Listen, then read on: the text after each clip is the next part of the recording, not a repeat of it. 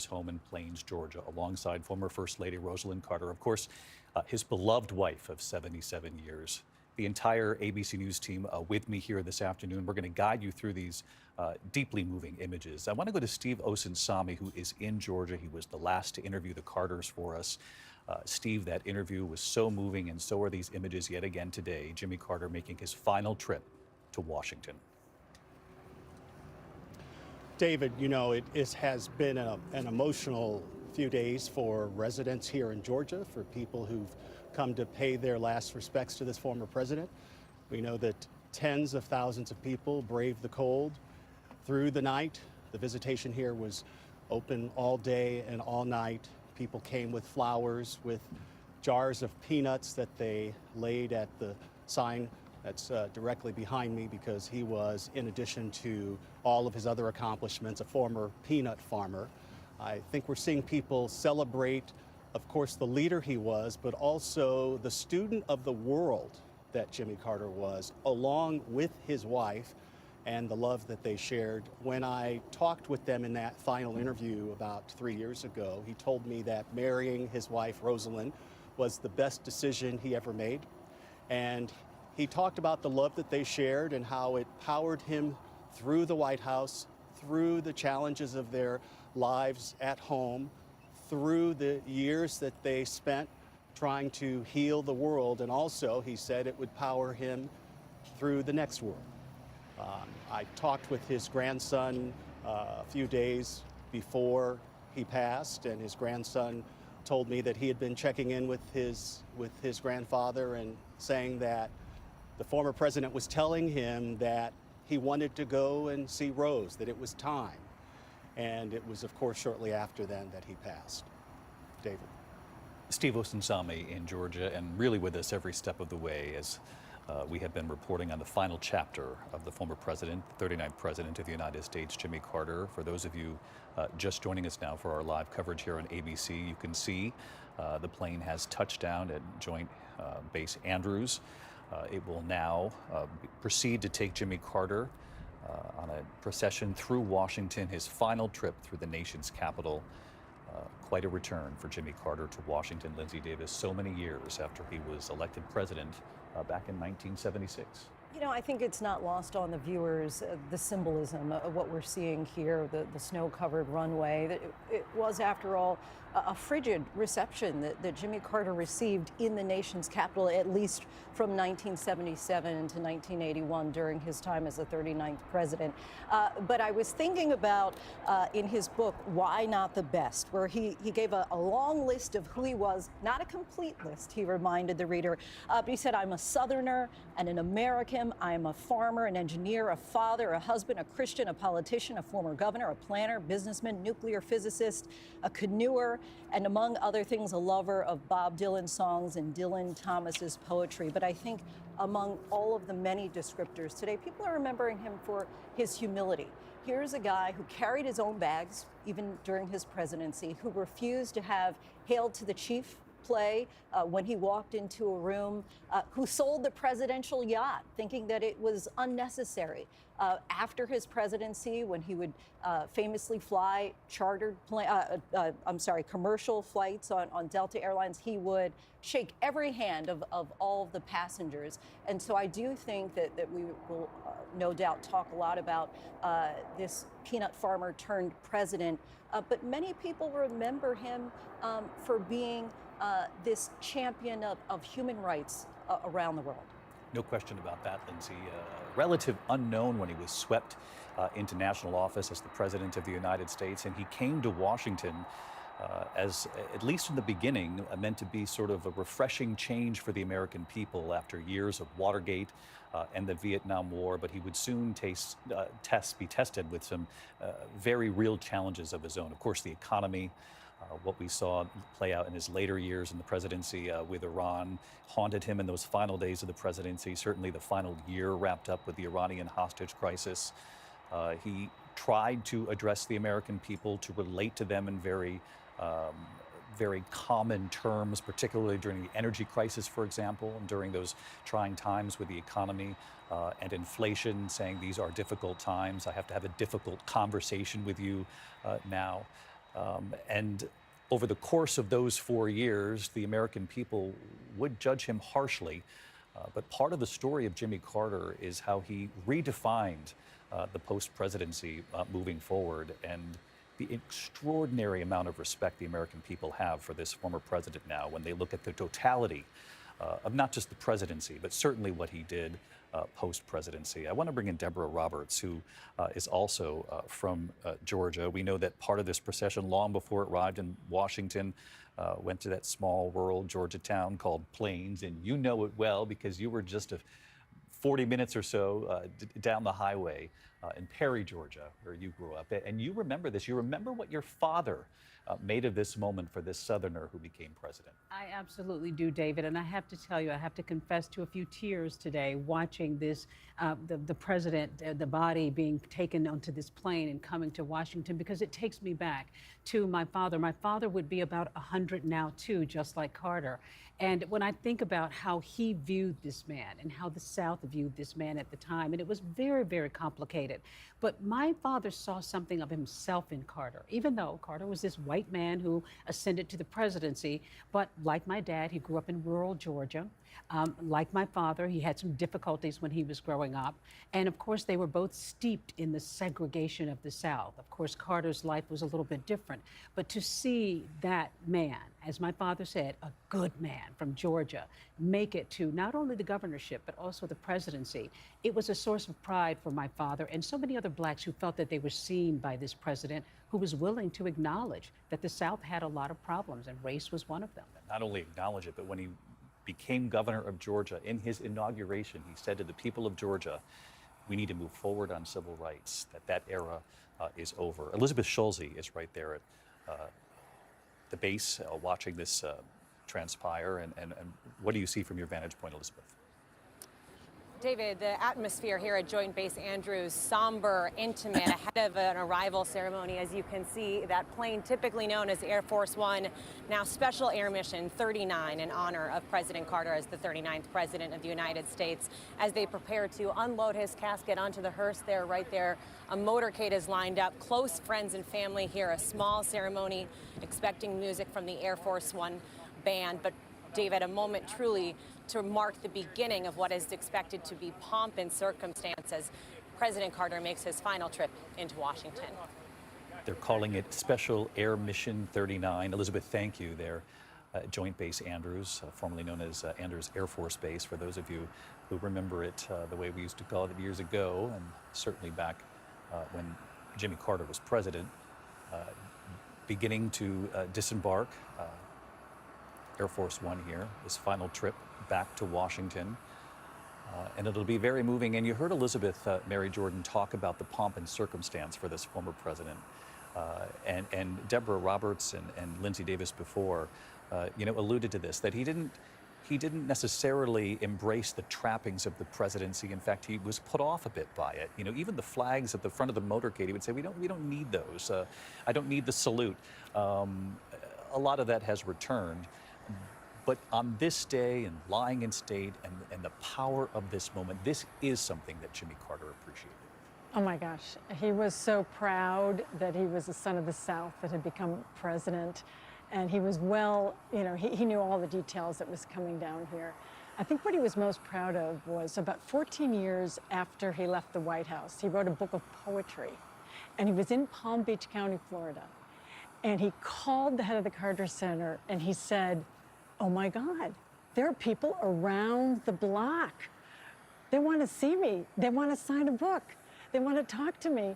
I don't think I got a single vote from Palm Beach County when I was running for office.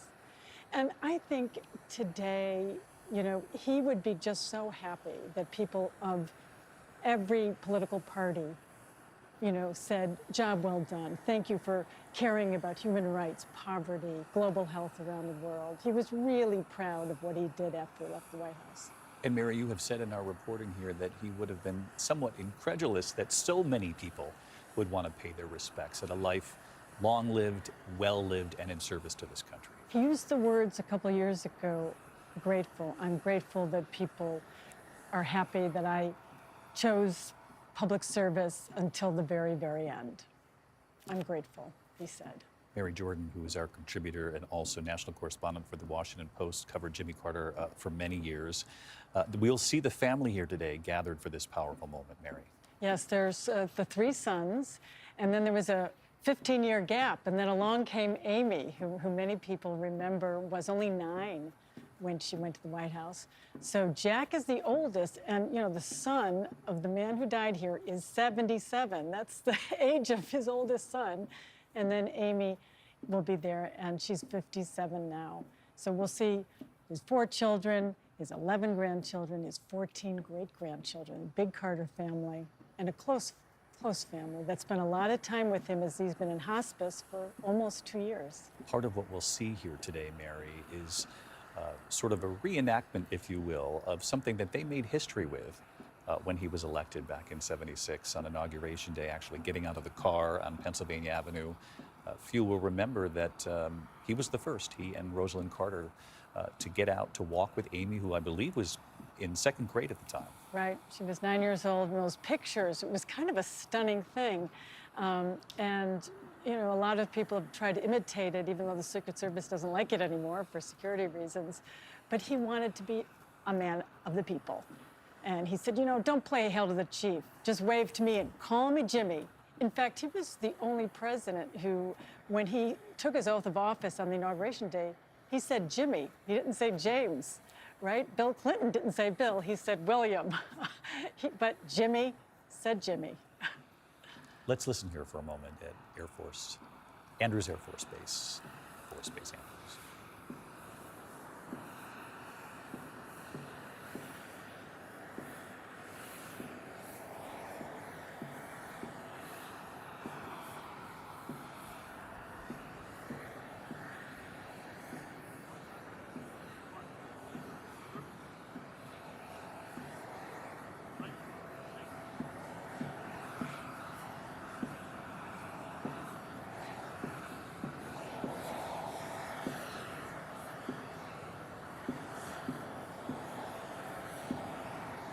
Joint Base Andrews, you can see they're preparing for the ceremony here. The former president's body will be brought off of the plane. As we all know, it's being called Special Air Mission 39 today, in an obvious nod to the 39th president.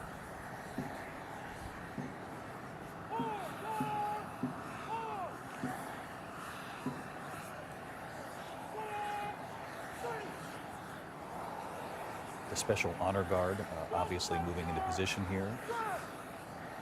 This is the level of audio they're delivering to us from Joint Base Andrews. If you're listening at home with us, this is as clearly as we can hear it.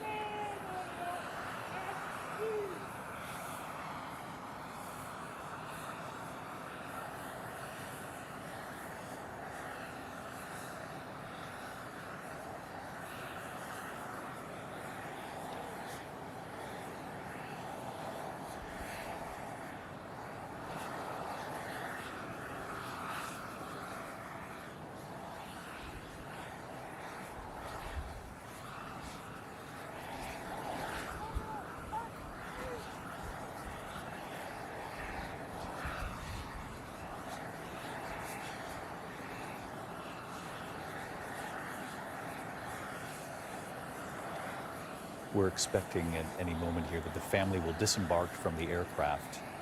They'll move into position, it's our belief, to then observe the arrival ceremony themselves, along with all of us at home. Military body bearer team, they call it, will remove the casket from the aircraft loader there. And the ceremonial troops will present arms and render honors there. For a former president who would, as Mary said during the inauguration, call himself Jimmy and do away with some of the trappings, the official trappings of the presidency. Today he will get, obviously, a 21-gun salute, hail to the chief, and what you would expect as a nation honors a former president.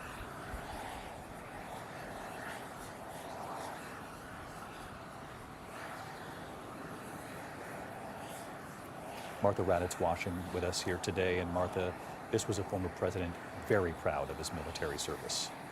He was so proud of his military service, David. He said it was the most influential thing in his life. He wanted to be in the Navy. Since he was in the first grade, he had an uncle who had been in the Navy, a radio man in the Navy. Jimmy Carter deeply admired that uncle and was set on a career in the Navy. He even wrote the Naval Academy when he was a young man, not telling them his age at the time, and asked what you had to do to get into the Naval Academy. He did not get in the first try, but he got into the class. He was accepted in 1943. Eventually ended up on submarines. As you said, he was a submariner, a submariner. They pronounce it either way, but he adored service in the Navy. Rosalind, his wife, loved her husband being in the Navy, and he was very reluctant to leave in 1953 when his father died and he returned to Plains to run that peanut farm. But it was something he always, always wanted to do, and so influential for him.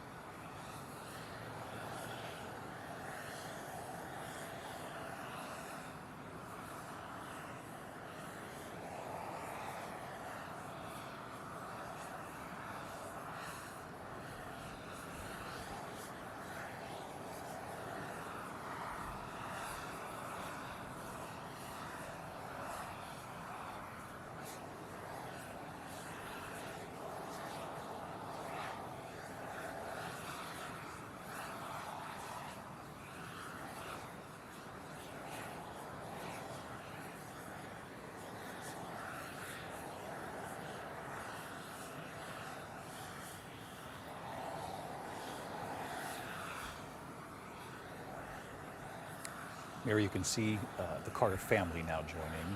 They will take their places before we actually watch the ceremonial taking of the casket off the plane here. As you mentioned, 4 children, 11 grandchildren, 14 great-grandchildren. There's the family right there. And of course, they lost their mother a couple of years back. 77 years they were married, he and Rosalind.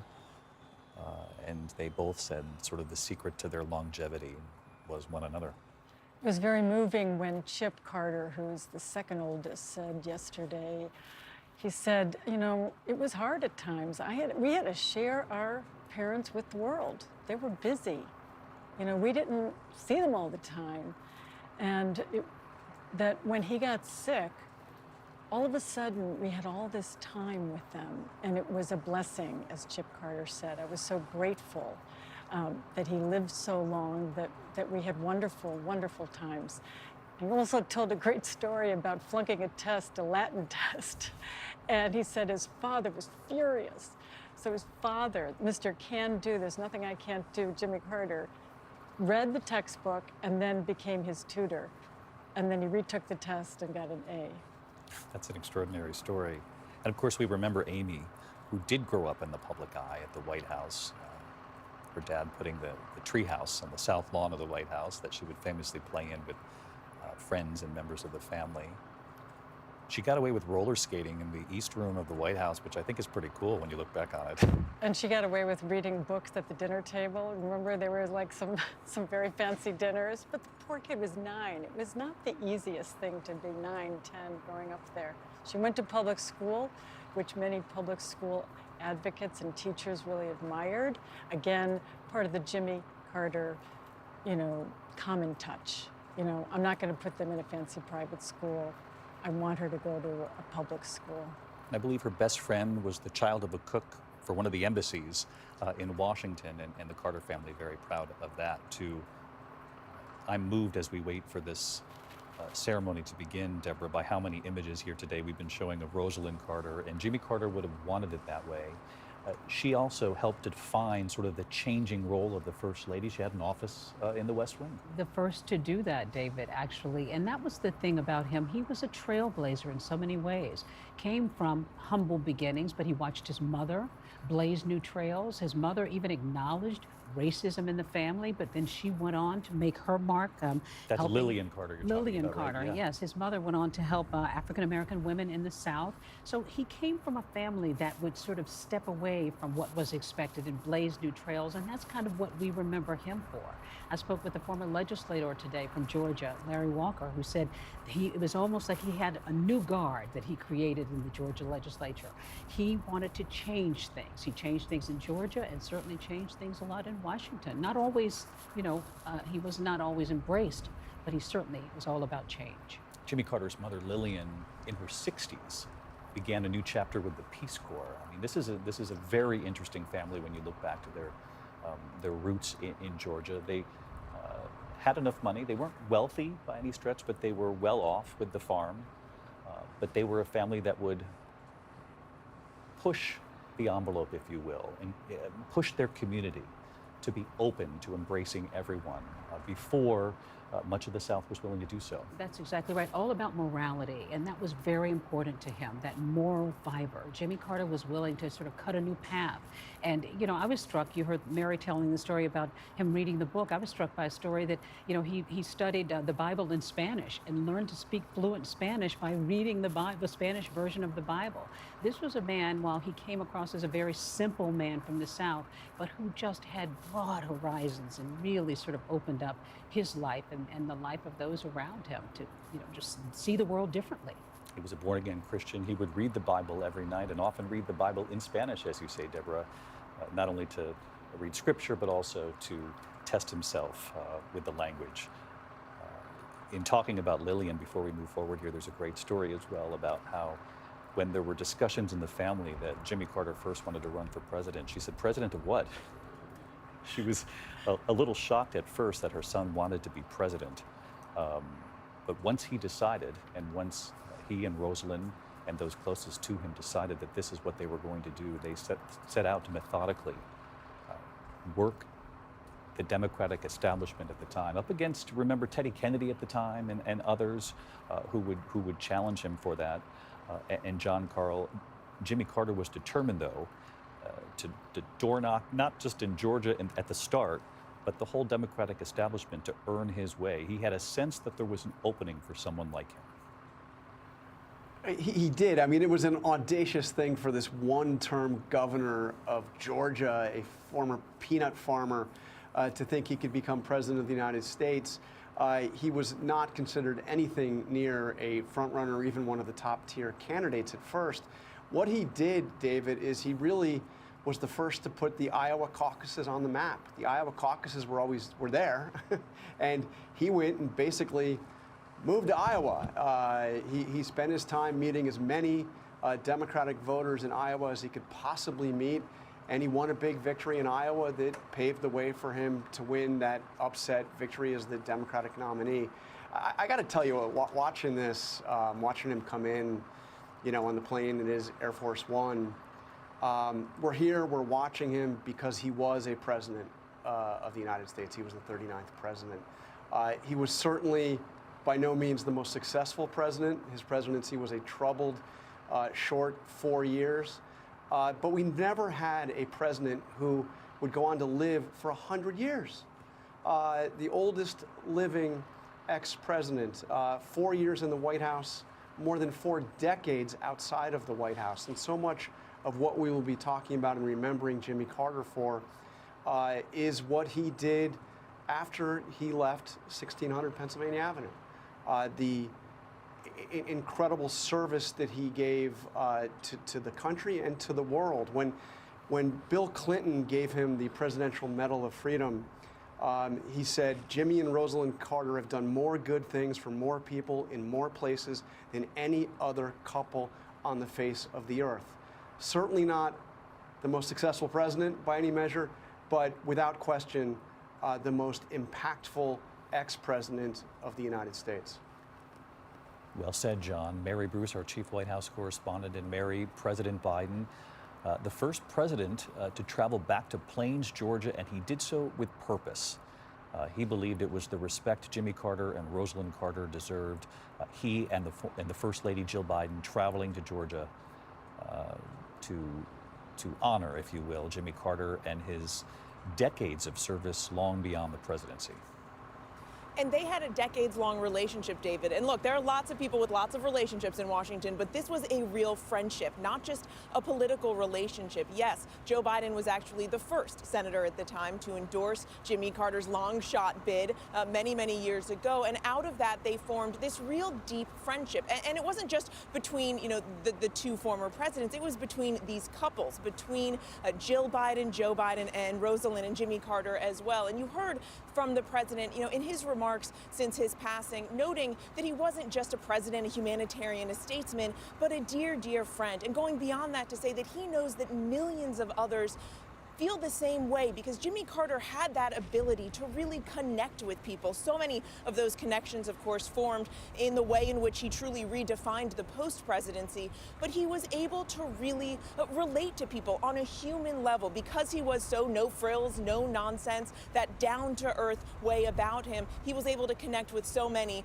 not just other presidents. And of course, Joe Biden will be delivering his eulogy this Thursday at the service at the National Cathedral, David. Mary, thank you. That image of the Bidens with the Carters in Plains, Georgia, Mary. And I think it was the Washington Post that pointed out the home is valued at about $167,000, which they did the math is worth less than the Secret Service car that sits out in front of that home, which to me speaks volumes about the Carters.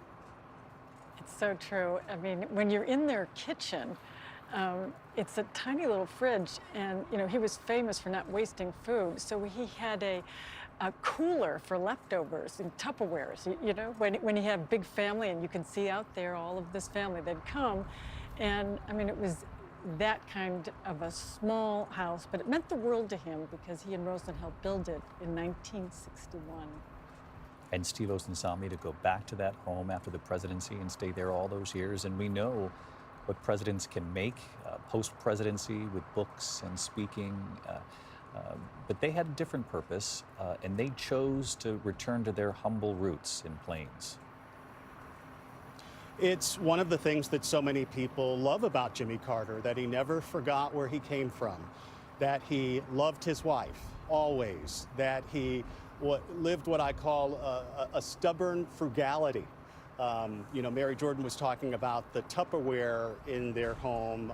One of the things I heard from some family members over the years is how they would try often to get the Carters to replace old appliances. They had an old microwave that the family thought probably wasn't healthy to still be using, and Jimmy Carter would tell them, no, it still worked. He was going to keep using it. At the Carter Center, for example, you talked about the house that the Carters lived in, how small it was. My house is bigger than their house. The center that sits above it, where the Secret Service uses, is bigger. They were everyday people in many, many ways. And now we're watching the casket as it comes off of Air Force One Special Air Mission 39 here today in America.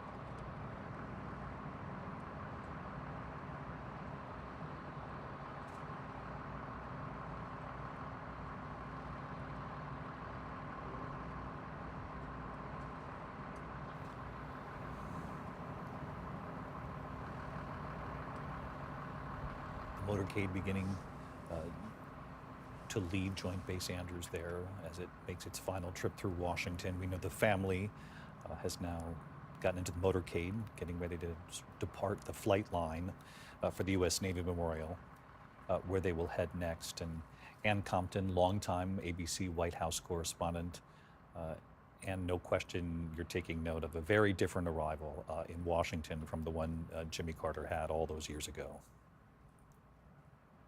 The arrival in Washington when he came in, he was such a different kind of president. He wanted to be something totally new to the country, which had been through the long, arduous years of the Watergate scandal. There had been President Richard Nixon who resigned in disgrace. America had been torn apart by the Americans dying in Vietnam and dissent over the war. And he really, when he arrived in Washington, one of the things he wanted to do was to make a real break and a new start for the country. And the kind of issues he wanted, certainly racial harmony was a legacy that he wanted to leave, but he also wanted to change and bring down to the people's level so many of the policies. Main concern when he got to Washington was energy. There were long lines for gasoline, there was inflation, there was a very difficult time for the economy. And he set about to make energy the starring role of his first year in office.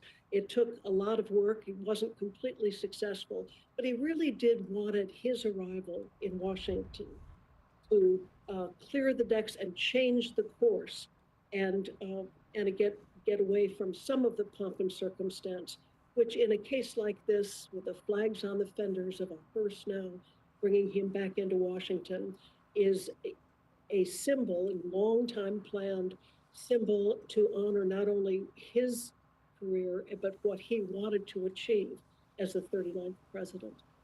Ann, thank you. Wonderful to have you here today through the course of this afternoon. Terry Moran also watching along with us. And Terry, Jimmy Carter arrived in the mid-70s as an outsider, as so many have pointed out here on our coverage today. And even after all of these decades, he's still somewhat of an outsider in the way that he defined the post-presidency so different from every other president in modern times.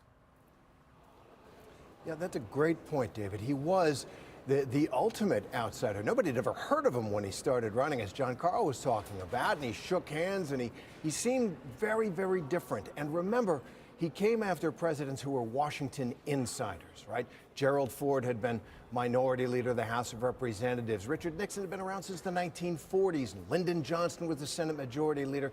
The country was in a fraught state, as Ann was talking about, and here was Jimmy Carter, the man from Plains, with a very different approach to leadership.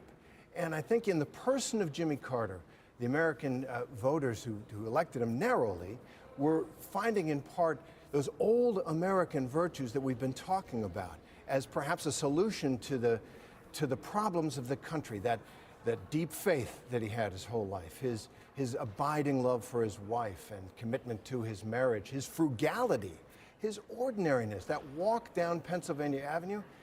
They seemed so normal walking down Pennsylvania Avenue. And I think that was a strength of his political character.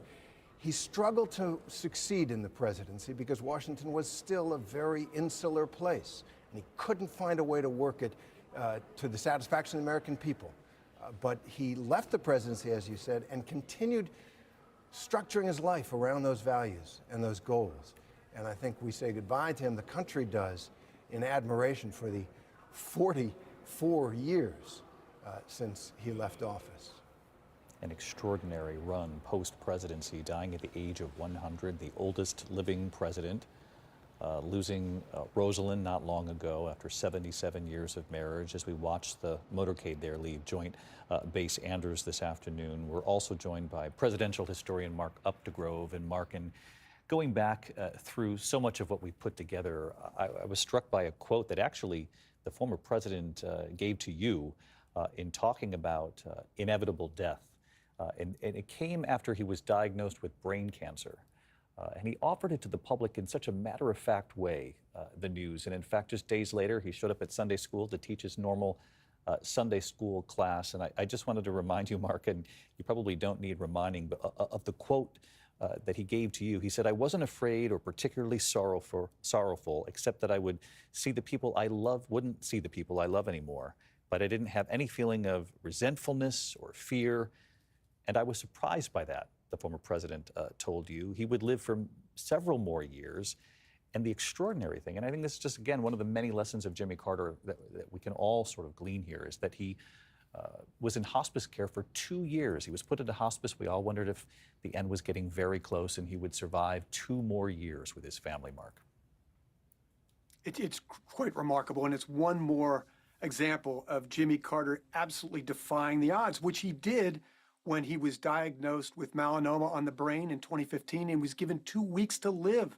And that's what he was talking about with that quote. He was thinking about imminent death at that time. He ended up undergoing treatment which prevented death. But the amazing thing, David, and it speaks to Carter's legacy, is I talked to President Carter about that diagnosis when he gave me that quote, but he also mentioned that he and Rosalind talked about their schedule and what they had in the next few weeks. He only expected to live for 3 weeks, and yet he looked at that and she thought, well, he's finally going to slow down.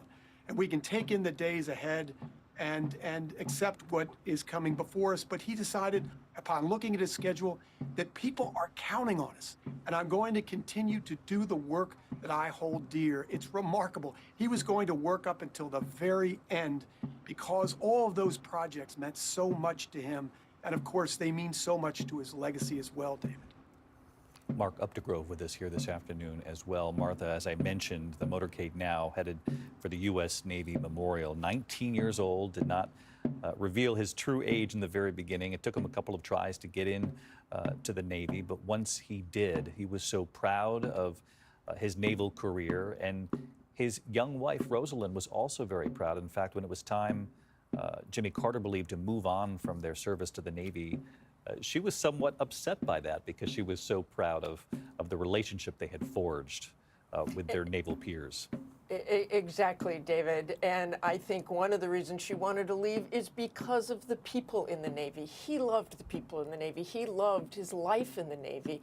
And she did as well. Although there were times it was very difficult when he first went on a submarine, the Pomfret, out of Pearl Harbor, his first real deployment on the Pomfret.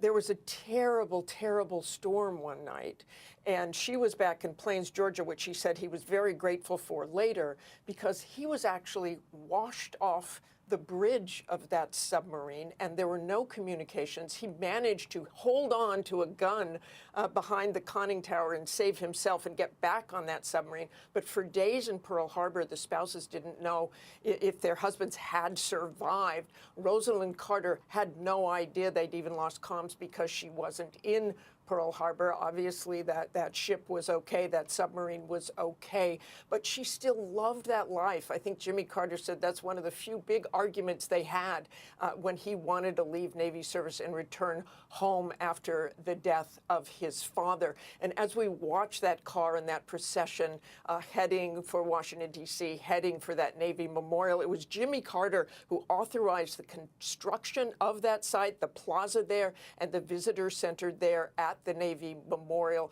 It is a very important place to Jimmy Carter, to the Carter family, and to his legacy. I talked this morning to the Secretary of the Navy, a man named Carlos Del Toro, who I've known for many, many, many years. He was a former naval officer, and he was so full of stories about Jimmy Carter, how much he meant to him as a young naval officer, just reading about his legacy, also a Naval Academy graduate. He said he met with President Carter, former President Carter, just before he entered hospice, and he went down to see him, spent about an hour there. He said he was completely lucid.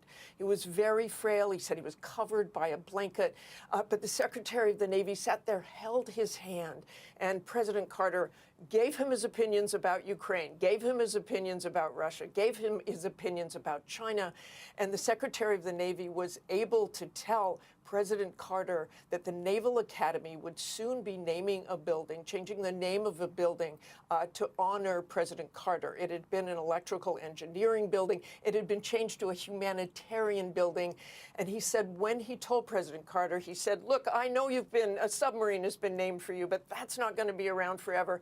This building will be around forever. It will bear your name. He said the president teared up when he heard that. It meant so much to him to have that legacy at the Naval Academy and in the Navy, David. Yeah, that was extraordinary when you shared that story earlier today, Martha. And again, just for our audience at home, the Secretary of the Navy offering that piece of information to the former President Jimmy Carter, this was right before he went into hospice. So this was very late in life that he learned that not only the submarine that had been named in his honor, and as you said, the submarine won't last forever, but this Naval Academy building, particularly because the building is now devoted to humanitarian work, speaks volumes about why they decided to name this particular building, and that the former president certainly understood the meaning of that. He understood what that meant, and that really captured Jimmy Carter's life, his whole life, but especially his life in the Navy. He was an electrical engineer. He went out on those submarines. He also tells this amazing story of how President Carter once met with Hyman Rickover. He's the father of the nuclear Navy, and Hyman Rickover was interviewing young Lieutenant Carter to see if he was good enough to be in the nuclear Navy. And Jimmy Carter said he was so confident that he went in there and he was going to answer all the questions. And one of the last questions Rickover asked him was, do you always do your best? And Jimmy Carter was very nervous and he said, well, I don't always do my best. And Rickover stared at him. Carter was sweating and he said, why don't you? And that stuck with Jimmy Carter. Why don't you? I should do my best always, David. Stuck with him all these years. I'm struck by the day, given the past 24 hours of the weather as it traveled through the middle of this country and then right into the mid-Atlantic, the East Coast, the terrible ice storm, the snowstorm, and then look at what the skies have done for Jimmy Carter today, the 39th president, as he arrives back to the Washington, D.C. area. Nothing but blue skies. And obviously, as you can see, they've been able to clear the roads for the motorcade as it makes its way into Washington, D.C. The Naval Memorial, of course, on the way to the Capitol. Pastor Tony Loudon, personal pastor to the Carter family, to the former president, is in the motorcade right now. And Pastor Loudon, what do you make of this day, this moment, and what do you see right now as you travel, obviously behind the former president as part of this motorcade? It's an incredible day, a day where we bring the Sunday school teacher back to Washington, D.C., who has given us a lesson on faith and hope all over again, right when our nation is swearing in our leaders and getting ready to have a transition in our government, making sure that we use faith and hope as our guardrails for our democracy. I'm really excited about the fact that it gets to be honored during this time and seeing so many people turn out and talk about the life and legacy of my friend, President Carter. Pastor Loudon, if you will, some of the lessons perhaps from Jimmy Carter later in life for the American people. You know, we talked moments ago about his health scares, certainly very real, the brain cancer that he fought so valiantly and then was declared cancer-free, the falls that he had later in life that so many of us witnessed sort of in our own families, losing his wife of 77 years, Rosalind, going into hospice himself. And as I mentioned, Pastor Loudon, on our air earlier, we all wondered if perhaps we were nearing the end of this grand life. And then he would again surprise us all with the power of his faith. He would survive 2 more years, and his family would get 2 more years with their father and their grandfather. Absolutely. I've never seen anyone like this in my entire life, with the will to live, but more importantly, the will to serve. Every time I would visit him, he would ask me 4 questions. Where have you been? What have you done? Who have you helped? And how can I help you help them? Even during his roughest times, sometimes I would walk in the room and he was really doing bad or having a rough day. He would just say, where have you been? Knowing that I would give him a full detail. And then the part where he asked, how can I help you help them? It just would break me on the inside. That here in his latter days, he's still trying to find a way to give himself to our great nation and the world. Pastor Loudon, what a gift you just shared with us. And if you could hear the pens in the studio when we all began writing those questions, where have you been? We went on to ask, who have you helped and how can I help you help them? Pastor Loudon, please stay with us here as you travel with the Motorcade. Lindsay Davis, you know, part of the lessons of President Carter in his final decades of public service, not only the work with Habitat for Humanity and trying to eradicate disease all over the world and what he did for humanitarian reasons, but the way he quietly and faithfully lived his life with his wife and his community. So many know him, obviously, for teaching Sunday school after his presidency, but he has also talked about, in reflecting on his earlier life, that he said he would sneak, because he was a regular member, he and his family were regular members at First Baptist Church in Washington, D.C. during his presidency. But he said without letting the press know, several times a year he would actually teach Sunday school while he was president. And there is a quote that he said, at one point he said, "I have one life to live and one chance to make it count for something, and the something that I've chosen is my faith." And I think that you were talking about, as many have, that he was an outsider. But I think that he was an outsider with no interest really in being an insider so much, because he was ruled more by his faith than he was by his politics. And I was struck by what the pastor said just a moment ago with regard to one of the questions that he would ask is, how can I help? And here's a man who grew up in Archery, Georgia, one white family in the midst of a largely black town. He talked about how his childhood friends were black. And there was a black friend of his who, just before he was becoming governor of Georgia, he said to that friend, "How can I help you?" And his friend wrote down, he said, "When you give your inaugural speech as governor, I want you to say these words." And in 1971, it turns out those words were, "The time for racial discrimination in Georgia is over." Words that he would repeat ultimately again nearly 5 decades later in 2020 in the wake of George Floyd's death, where he wasn't obviously specific to Georgia, but just saying simply, the time for racial discrimination is over.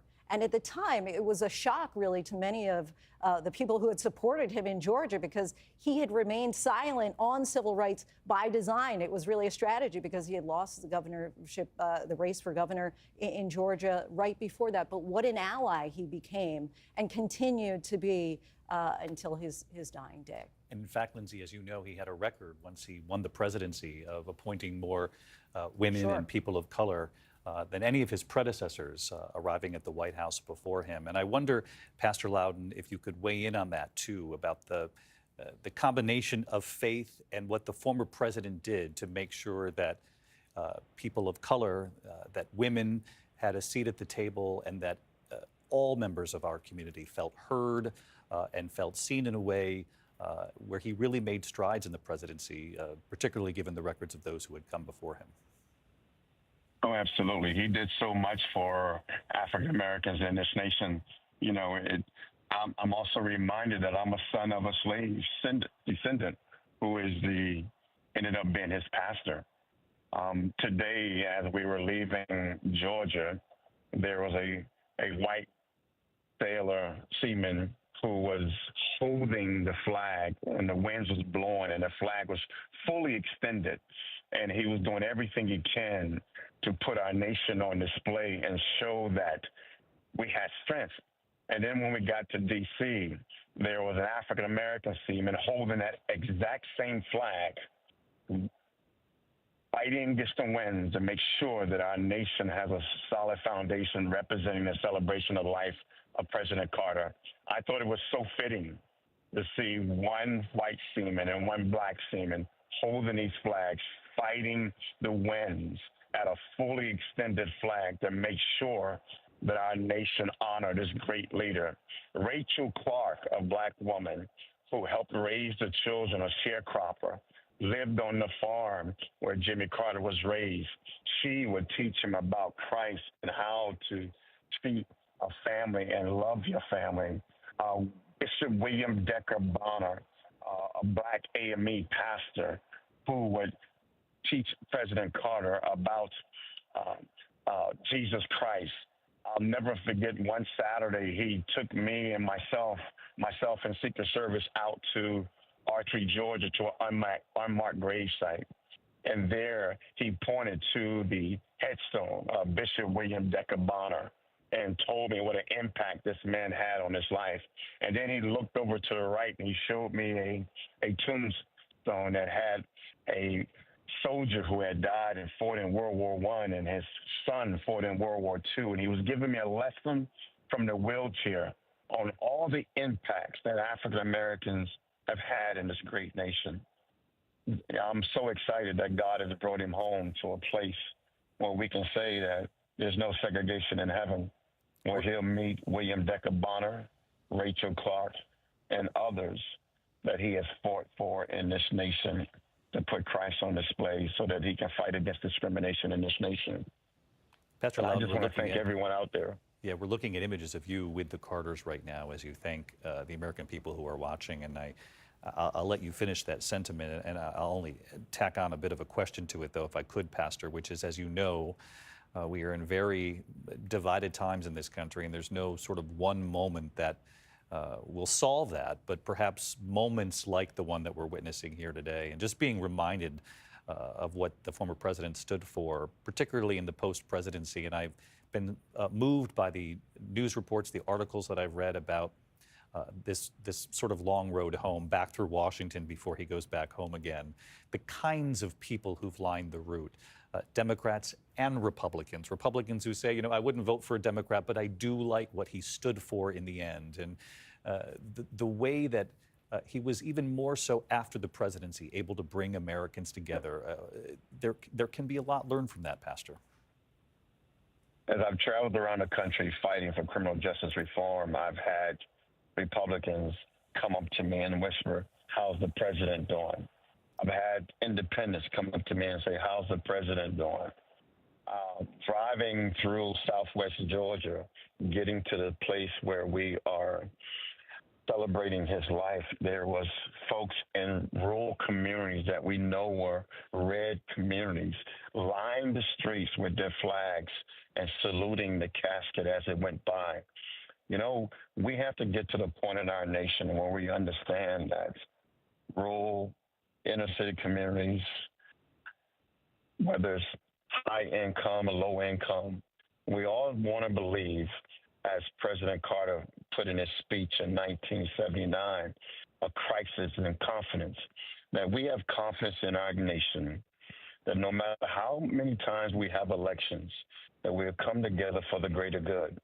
Because we swear in our servant leaders who put their left hand on the Bible and raise their right hand to make a commitment to Old Glory. And we use faith and hope as the guardrails of our democracy so that we can stand and be that shining light on the hill. That's what President Carter was all about. He wanted to make sure that we had a nation that would recognize those who are downtrodden, those who may need water, clean water overseas in Africa. He really gave us his best. I can say now that we can answer that question that Admiral Rickover asked him, why you didn't give your best. We can tell him today that President Jimmy Carter gave America and the world his best.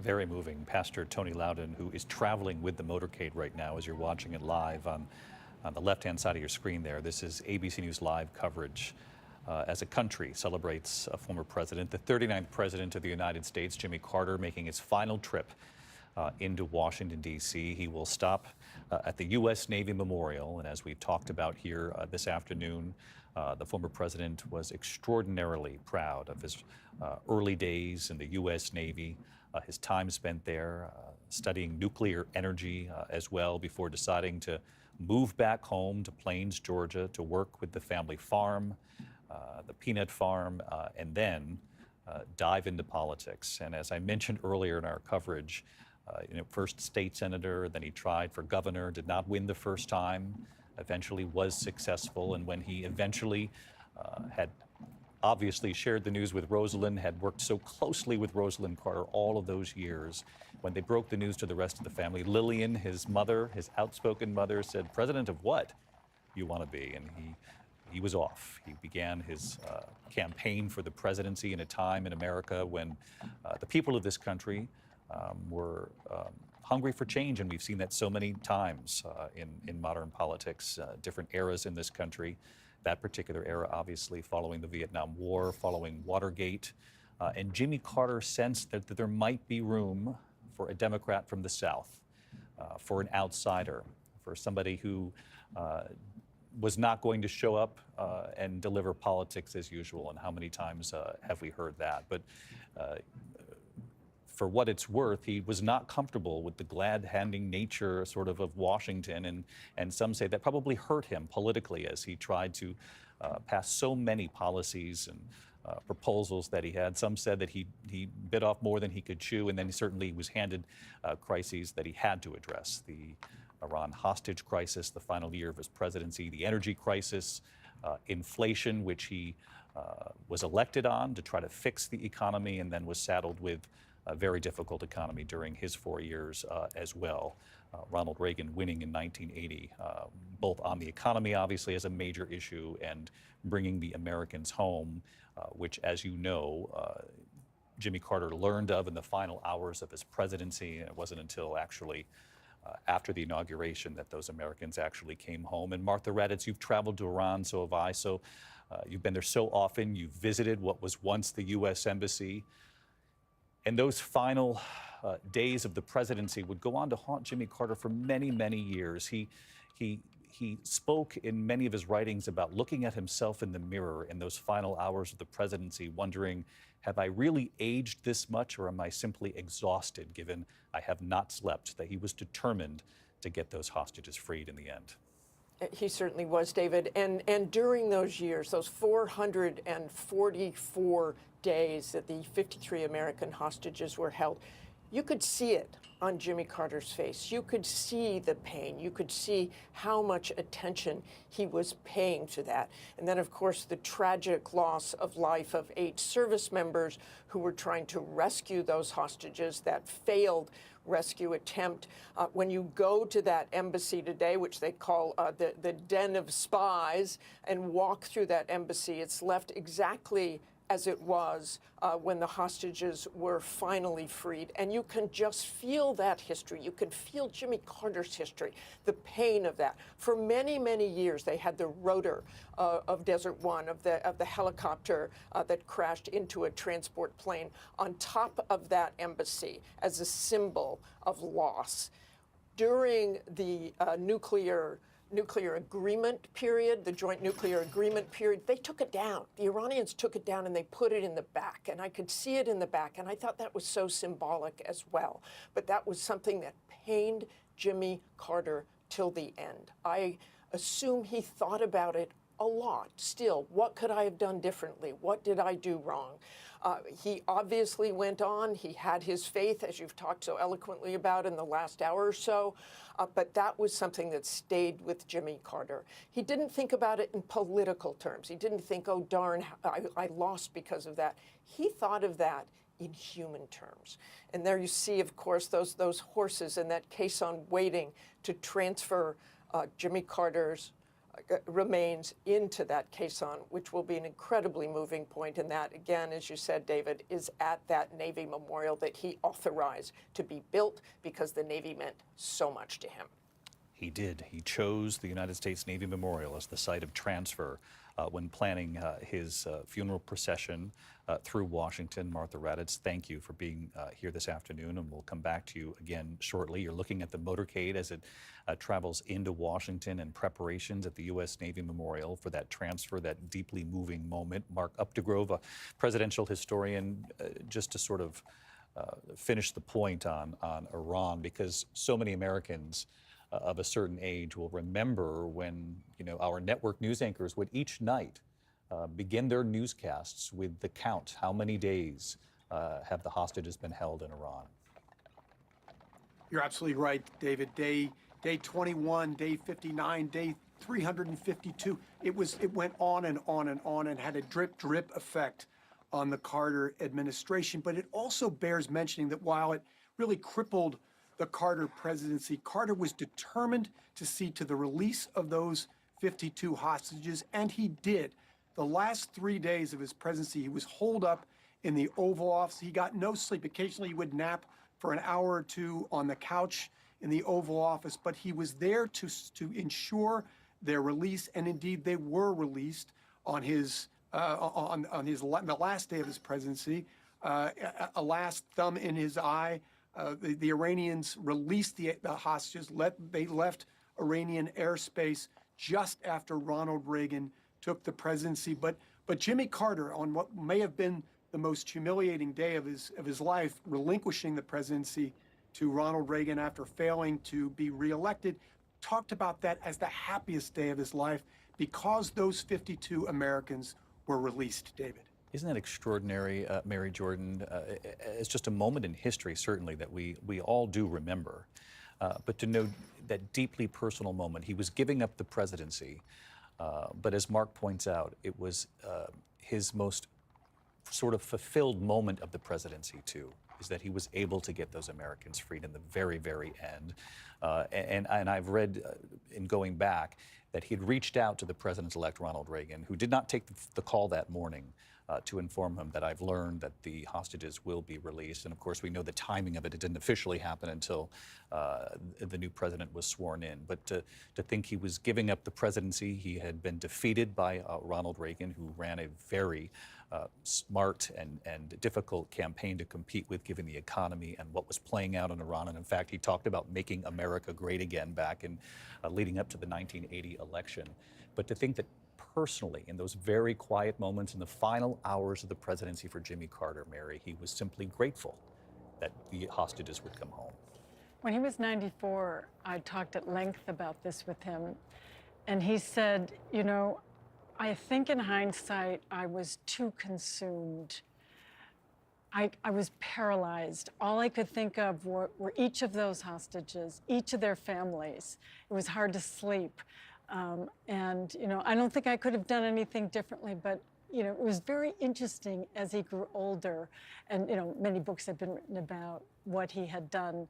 And then he said, a lot of people come down here, you know, I'm struck, from Washington to talk to me about how to handle pressure like this, like when you're in the presidency or you're running a big Senate committee. I mean, the pilgrimage down to Jimmy Carter is amazing. I was there when Bill Clinton came not too long ago, and I said to former President Clinton, what did you talk about with Jimmy? And he said, well, you know, I was in the presidency. We didn't really talk about those stressful things like the hostages. We talk about marriage. and I said to Jimmy, you know, there's something to be said for sticking. But whether it was a stressful thing like how to handle a world crisis, hostages, a war, or marriage, Nancy Pelosi was down there. Pete Buttigieg was down there. There has been a whole pilgrimage making this motorcade the opposite way. And now today his body is coming back. But over the last several years, quietly, an enormous number of well-known people in Washington came down to Plains, Georgia, where this motorcade started, to just say either thank you or to ask some advice. To ask advice from someone who had lived many, many decades post the presidency. And as we're watching the motorcade get closer to the U.S. Navy Memorial in Washington, we think about that pilgrimage in reverse direction, as Mary Jordan says, of so many leaders and political operatives who made that trip to Plains, Georgia, and President Biden, who did so in a very public manner with First Lady Jill Biden. They were determined as sitting president and sitting First Lady to travel home to Plains, Georgia, Jimmy Carter's home, and Rosalind Carter, to honor them in a very public way and to acknowledge their service in all these decades since the presidency. Our chief Washington correspondent, again, Jonathan Karl, has been with us all afternoon here. And John, the power of this moment here as he approaches the U.S. Navy Memorial. Absolutely, and hearing of the pilgrimage down to Plains and all of those leaders who came to pay their respects and to have one last conversation with Jimmy Carter and to see this now play out.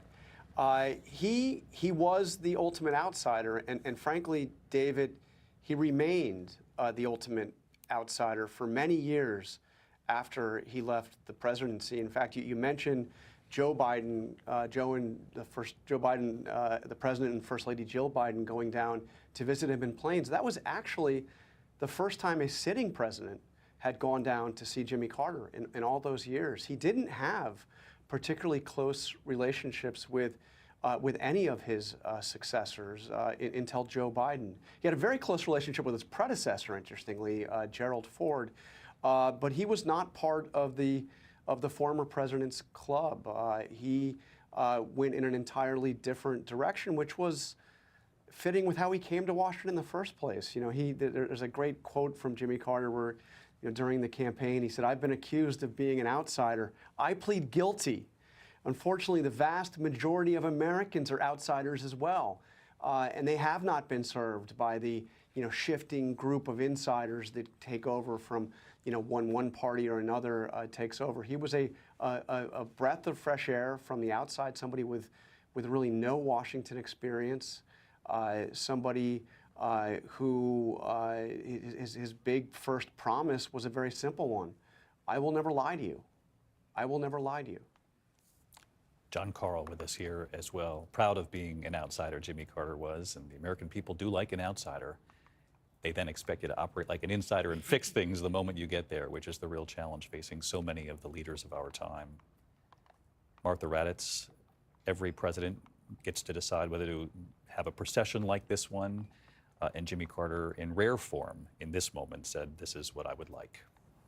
He specifically wanted this hearse to stop in front of the Navy Memorial. Look at all those midshipmen lined up. Look at all those naval officers lined up to honor President Carter. It is a beautiful spot there in Washington. I know you have been there as well, David, the one he authorized to be built in honor of the Navy, in honor of those who had served in the Navy all those years. I know the Secretary of the Navy, Carlos del Toro, is there. He told me this morning that he would be there by 1:30 and that it was such an honor and a blessing to get to know President Carter during his time as Secretary of the Navy.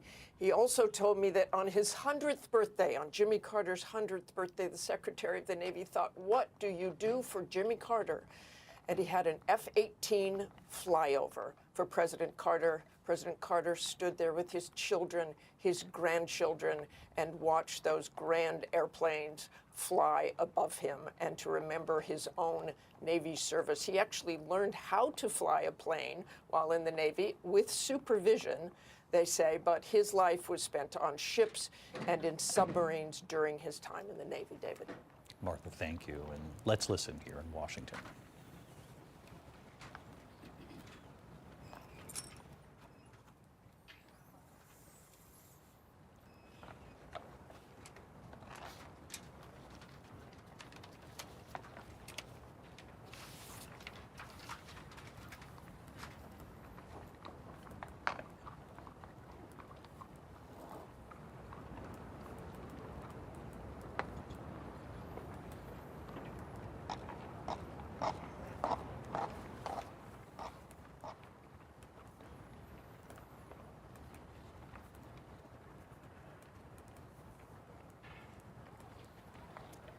Again, the former president requesting this, and we've talked often here this afternoon about so much of the fanfare that he sort of passed over when he was actually president, saying it's not necessary. You don't have to do that. Call me Jimmy, even during his inauguration. But this was an honor that he was hoping he would receive. This is the U.S. Army's 3rd U.S. Infantry Regiment, the Old Guard. The lead horses here, Rocket and Burns. Members of the U.S. Navy lined up, prepared to pay their respects to the former president, the 39th president, who, as Martha Raddatz has so eloquently put here this afternoon, was so deeply shaped by and honored by his service to his country. The former president chose the U.S. Navy Memorial as the site of this transfer when planning his own funeral.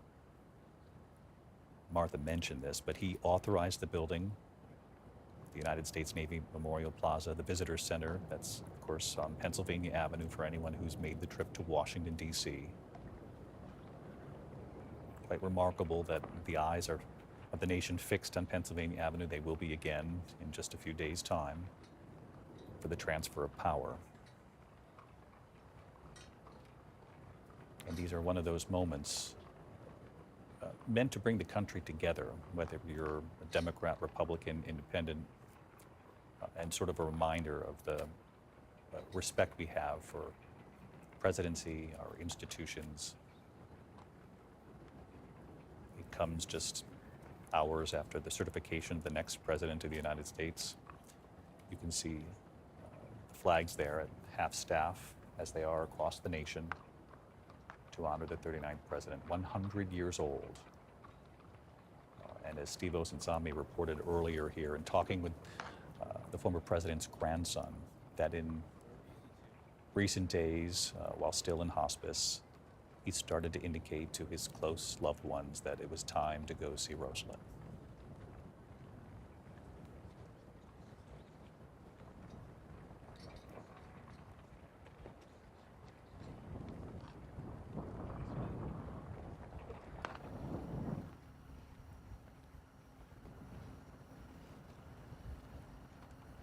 That's right, David. You know, he talked about wanting to see his Rose. She died in November of 2023. There were many of us who knew and the family well and knew his relationship with his wife, how important she was to him, who worried that when that happened, that his demise might soon follow. But he pressed on. We talk a lot about the strength of this man and how much he persevered, the long life he lived. When I talked with both of them in that final interview, they told me that they found small joys in just reading the Bible together at night. That was something that they tried to do every night, that they tried to do something every day, and that's how they made their relationship last. And so when she passed, there were so many of us who were watching very carefully. As you remember, David, at her funeral, he was still in hospice care in Plains, Georgia, about 3 hours south of Atlanta, but he was determined to be there to say goodbye here in Atlanta at her funeral services in front of heads of states from around the world. As you know, he famously had a new suit made for him because the suit that he had didn't fit. So the tailors came in and made a new suit for him so that he could say goodbye to his Rose. And here they are now together again. Determined to be there to pay his respects to Rosalind Carter. And Steve, it was you who asked that question the final time. What was the secret to their long and deep, deep bond? And we'll hear more about that on the backside. Let's listen. Good. Right shoulder, over.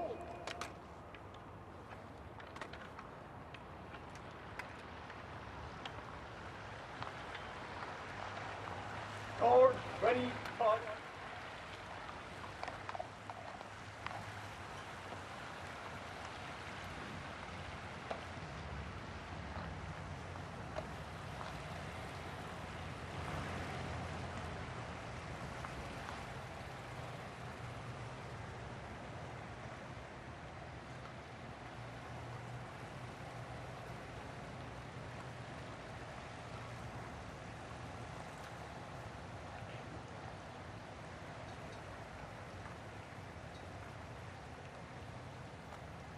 Martha Raddatz, when you look at the young faces of the midshipmen of the Naval Academy who will flank the memorial here, their faces to the side, you have to think that the former president would have been so proud to have the next generation of the Navy there for him. He certainly would, David. And you look at that group of midshipmen and young officers and enlisted, and it makes me think of Wesley Brown. He was the 6th black midshipman at the Naval Academy, but the first to graduate. And he gave some credit to that to Jimmy Carter. Jimmy Carter befriended him. He helped him face the challenges of life at the Naval Academy. Wesley Brown has now passed away several years ago. But again, I heard today talking to several people how much Jimmy Carter meant to him because he truly cared. He truly helped him. And those were very, very difficult days for black midshipmen. But look at those faces today. That is a diverse Navy, a diverse military. Jimmy Carter, very proud of that.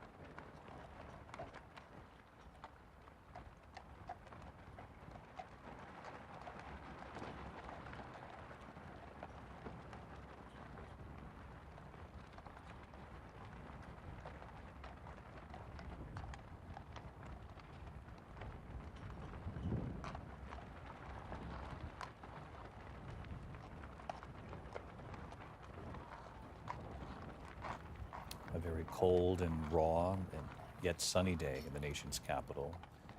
We're about to witness the casket being removed from the hearse. Ceremonial troops will then present arms and render honors to the family.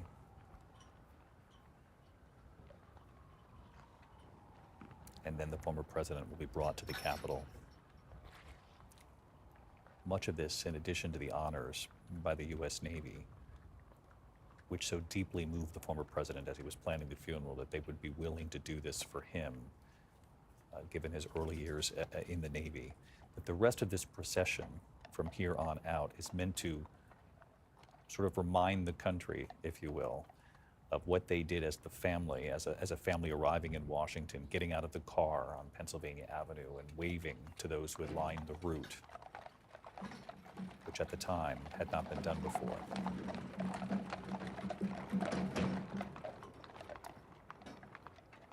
There you see those images today. We'll talk with members of the family in a moment as the procession continues. But we're going to listen even more closely here as the honors play out at the U.S. Navy Memorial.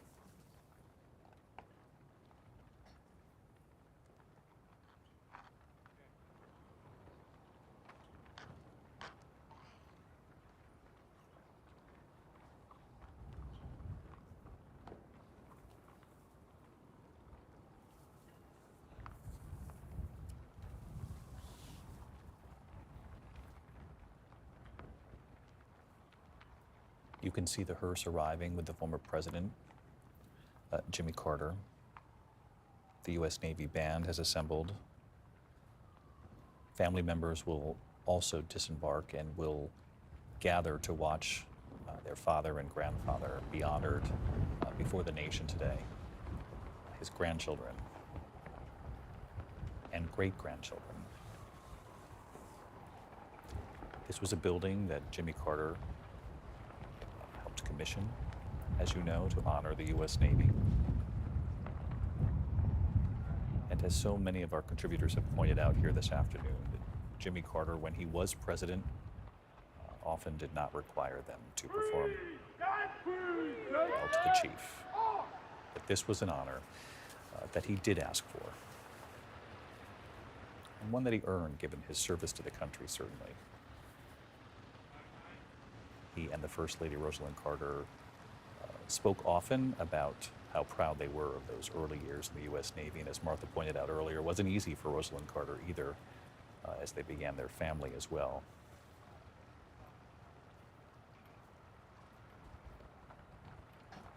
But they were moved and shaped by those times.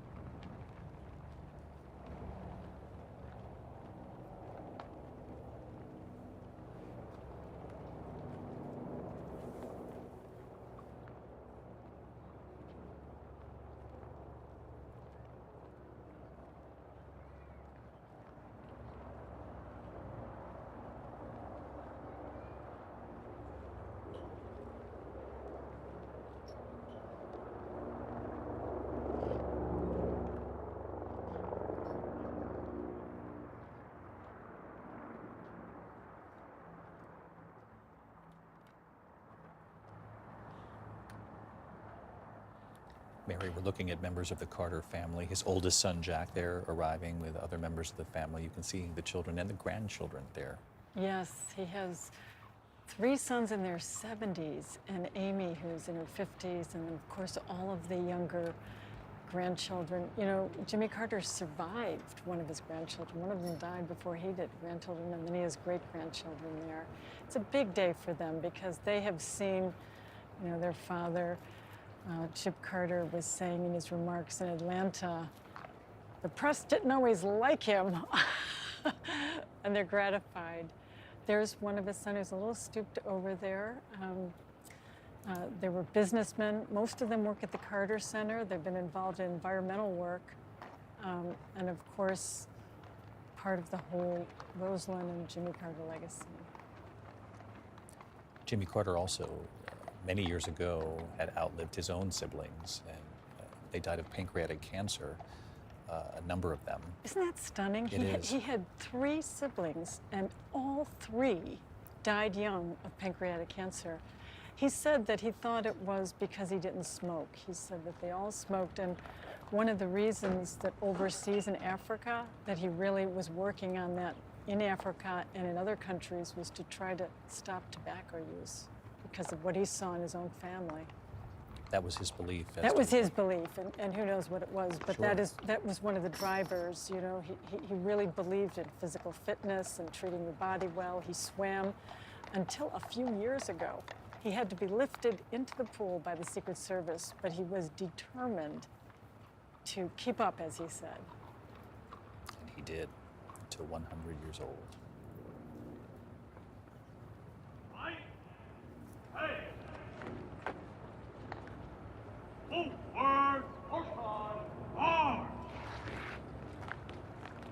Ready, step.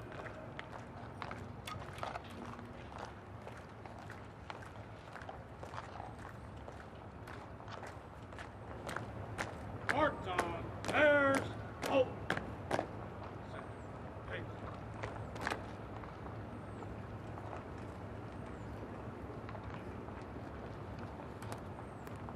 Walk on. North.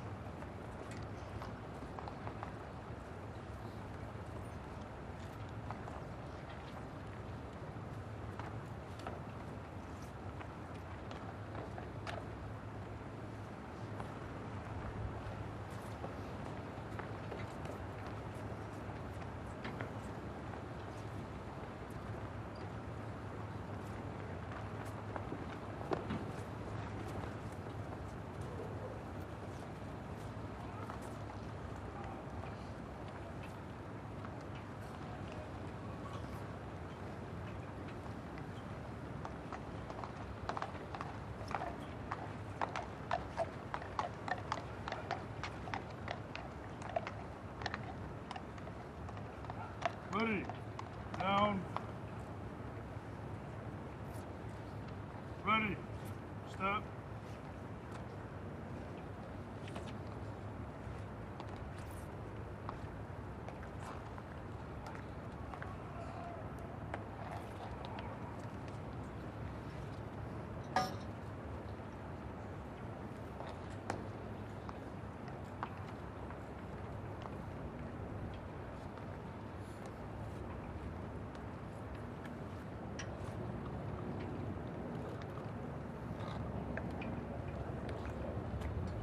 Set.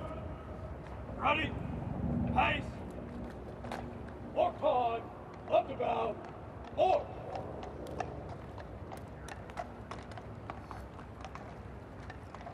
Ready. Step.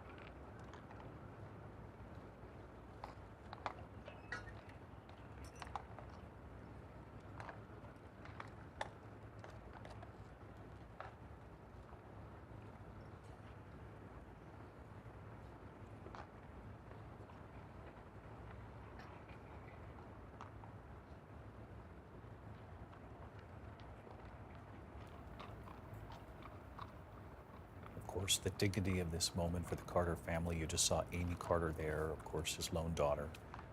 In addition to his 3 sons, Amy grew up in front of the country, the White House, just 9 when they arrived, and Martha. The power of this moment, not only for the former president, but for his family watching on, for an honor he earned over many decades.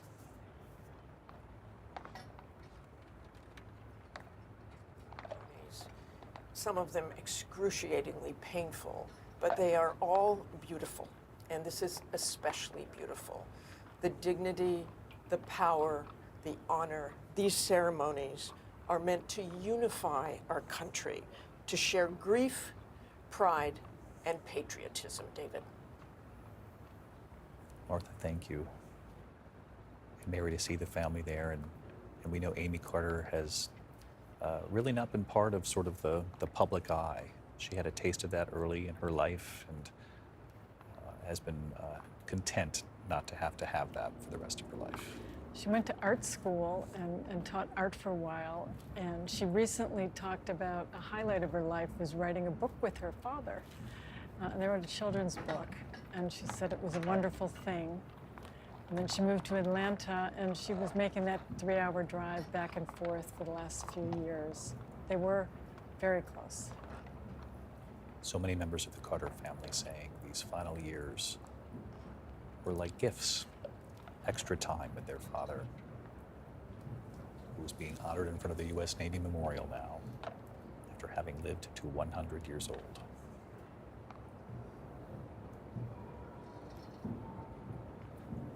Deborah Roberts. David, as you watch this, and of course it's such a solemn period, but it's also, I can tell, just a moment of great pride for Southerners to see this son of the South given the respect that many felt that he never really got. And I spoke with a legislator today who worked with Carter on his agenda in Georgia and helping him put an end to the good old boy politics. And of course that left him pretty unpopular. And then he leaves Washington pretty unpopular, and many felt that he never really got his due. And Larry Walker, that former Democratic majority leader, said to me today, it's so nice to see, while it may be late in coming, Carter is getting his due, and he will go down in history as one of the best presidents of this country. And I think that that is something that is being felt not only around the country, but particularly in the South today. As the funeral procession begins, Lindsay, a life defined in large part by what he did after the presidency. What's so interesting, David, I was struck by the contrast in the music that we just heard back to back that the band played. They started out, of course, with Hail to the Chief and then went to Just as I Am Without One Plea. And this is a man who believes strongly in the separation of church and state. But yet, he also exuded both of them, perhaps in equal part in some ways. Just as I Am Without One Plea, of course, a very popular hymn. It was back in 1986 that the Carters started meeting with a task force to plan these 8 days. Everything that we're seeing with regard to the locations where they stop, the songs that are being played, the guests who are in attendance, they have all selected everything that we're seeing so that Jimmy Carter's story is told in the manner that he wanted us to see it today. You speak of them helping to plan this in the mid-'80s. He would have been in his mid-60s then, because, or about 60-ish. He left the presidency in his mid-50s. Very young man, had many decades to continue to define and shape what it was he was going to give to his country. And you can see the sun setting there on the day in Washington, on a southern boy, Deborah Roberts, who has come back to Washington one last time. Ready? Go! Stop!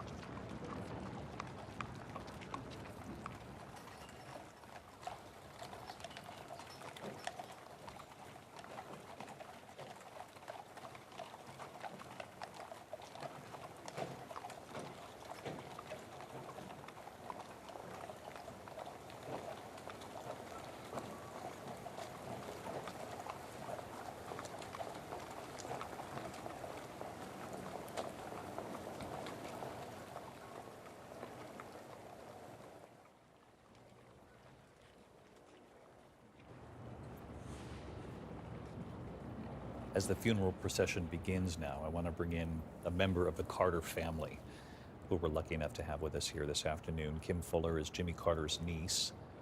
And Kim, I know you were there for your uncle's inauguration back in 1977, and to watch your uncle, the former president, make a very similar trip as to what we all witnessed as a nation for Inauguration Day.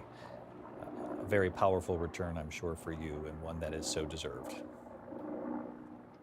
Yes, it is. It's a very powerful return. I remember that day very, very, very clearly. It was cold, not quite as cold, I think, as it is up there right now, but it was very cold. And I can remember my daddy, as we were standing in the review stands when the family got out of the vehicles and started walking, my daddy went, "Oh, my word, what is he about to do?" But just a very fitting return for Uncle Jimmy.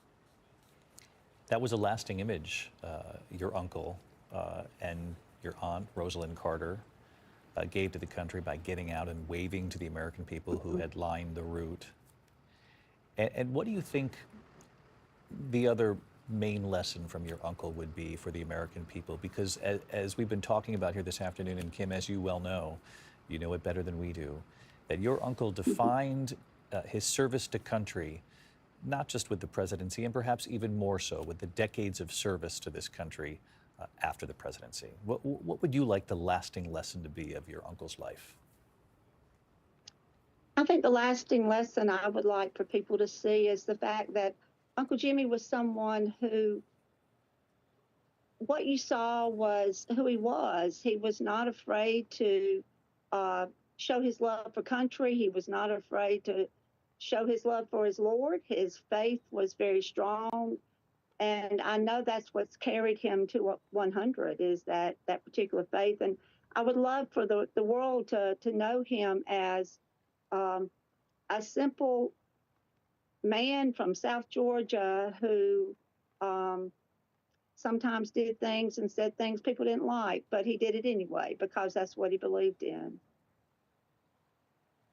And as you look at these images, Kim, of your uncle traveling that very same route he did back in 1977 on Inauguration Day, what does this moment mean for you? Well, it's a very surreal moment, to say the least, and it makes me very, very proud. He has done us proud. He has fought the good fight, and he has lived a long and faith-filled life, and I am so, so proud. And I know that right now he's up there with Daddy and Grandma and Aunt everybody else, and he's up there and he's looking down and he's going, don't want all this fuss, but he deserves it every single moment. Don't want all this fuss, but he has earned it. And I'm curious, when you look back, Kim, I know it must have been difficult for the family. Presidential campaigns are difficult for every family. When he did not win re-election, I'm certain there was no doubt in your mind that he was going to find a way to define those future years after the presidency in a way that would help remind people what his hopes were for the country. Yes, you're right. You know, it was very, very hard when he did not win that second time. And when he came home, it was raining and people were just lining the streets and crying. But I knew beyond a shadow of a doubt that he was going to do something really great. He'd already done it. He had a wheel that just kind of went out ahead of him and didn't let him stop. But yeah, we knew what he was going to do, and he did it. And Kim, before we let you go, we wanted to thank you here at ABC News for taking a little bit of this very private, personal moment for you and your family to share this with us. And I'm just curious because everyone knows that a huge part of Jimmy Carter's story was his love story with Rosalind. And what do you make of your aunt and uncle back together again? Oh my. I told somebody the other day, I said, I know she was running towards the pearly gates to try to get there first. They're holding hands. They are sitting right next to each other. And he was ready. He missed her so, so much. And I am so glad that they're back together again. Kim Fuller, former President Jimmy Carter's niece, joining us on behalf of the family here today. Kim, thanks so much. To hear from Kim about the pain all those years ago when a family witnessed their loved one try to win the presidency a second term but did not, but then go on to demonstrate in ways that we had not seen before what a post-presidency in America can look like. Post-presidency of giving, of humanity, of faith, devotion to his church, his community, going home to Plains, Georgia. We have seen other presidents define their time after the presidency in many different ways, but this one was one of humility, one of returning to his humble roots. Let's listen to the root here for a moment, and we'll join Mary Bruce in a moment here.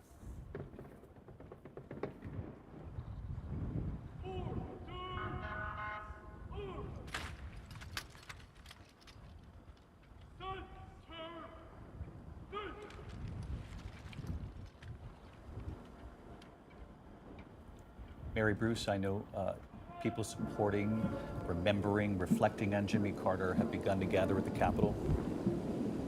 They have, David. We are starting to see some members of the public here, well bundled up members of the public here out in the snow, hoping to catch a glimpse of today's events. The honor guard is also now starting to line up on the steps here behind us, the east front of the Capitol. And we have seen some dignitaries starting to arrive as well. A short while ago, the Vice President, Kamala Harris, her motorcade pulling up. She, of course, is going to be delivering one of the eulogies we will hear later this afternoon. And of course, we know from Jimmy Carter's grandson that Carter had told him that he wanted to live long enough so that he could cast his vote for her in the last election, a wish he was able to fulfill. And what a remarkable moment that must have been for someone who spent so much of his life fighting for racial justice to have the chance to cast his ballot for what he was hoping would have been the first black woman president. We will also be hearing today remembrances and remarks from congressional leaders.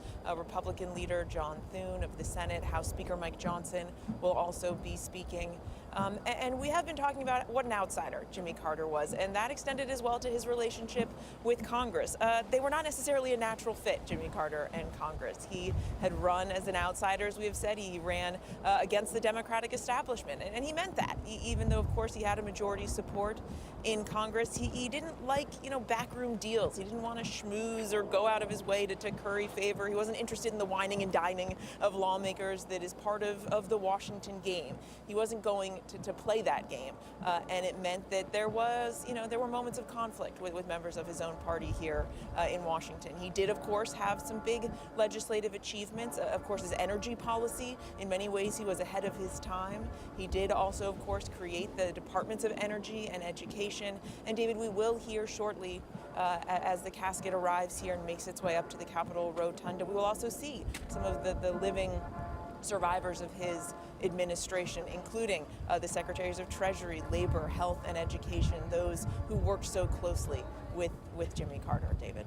He did outlive many members of his cabinet. It's been so long since the Carter administration. Mary, thank you for pointing out those who will be here to remember the president.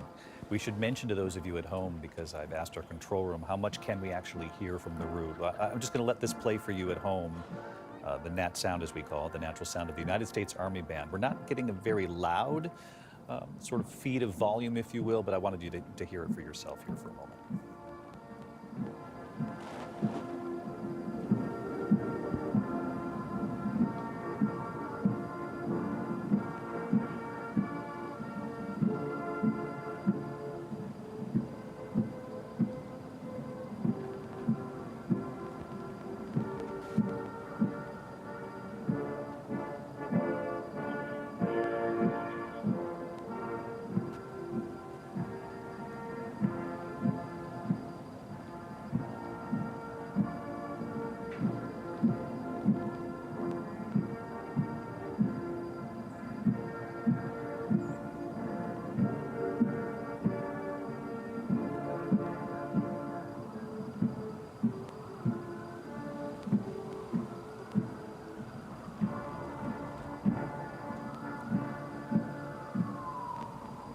Procession making its way to the Capitol Plaza.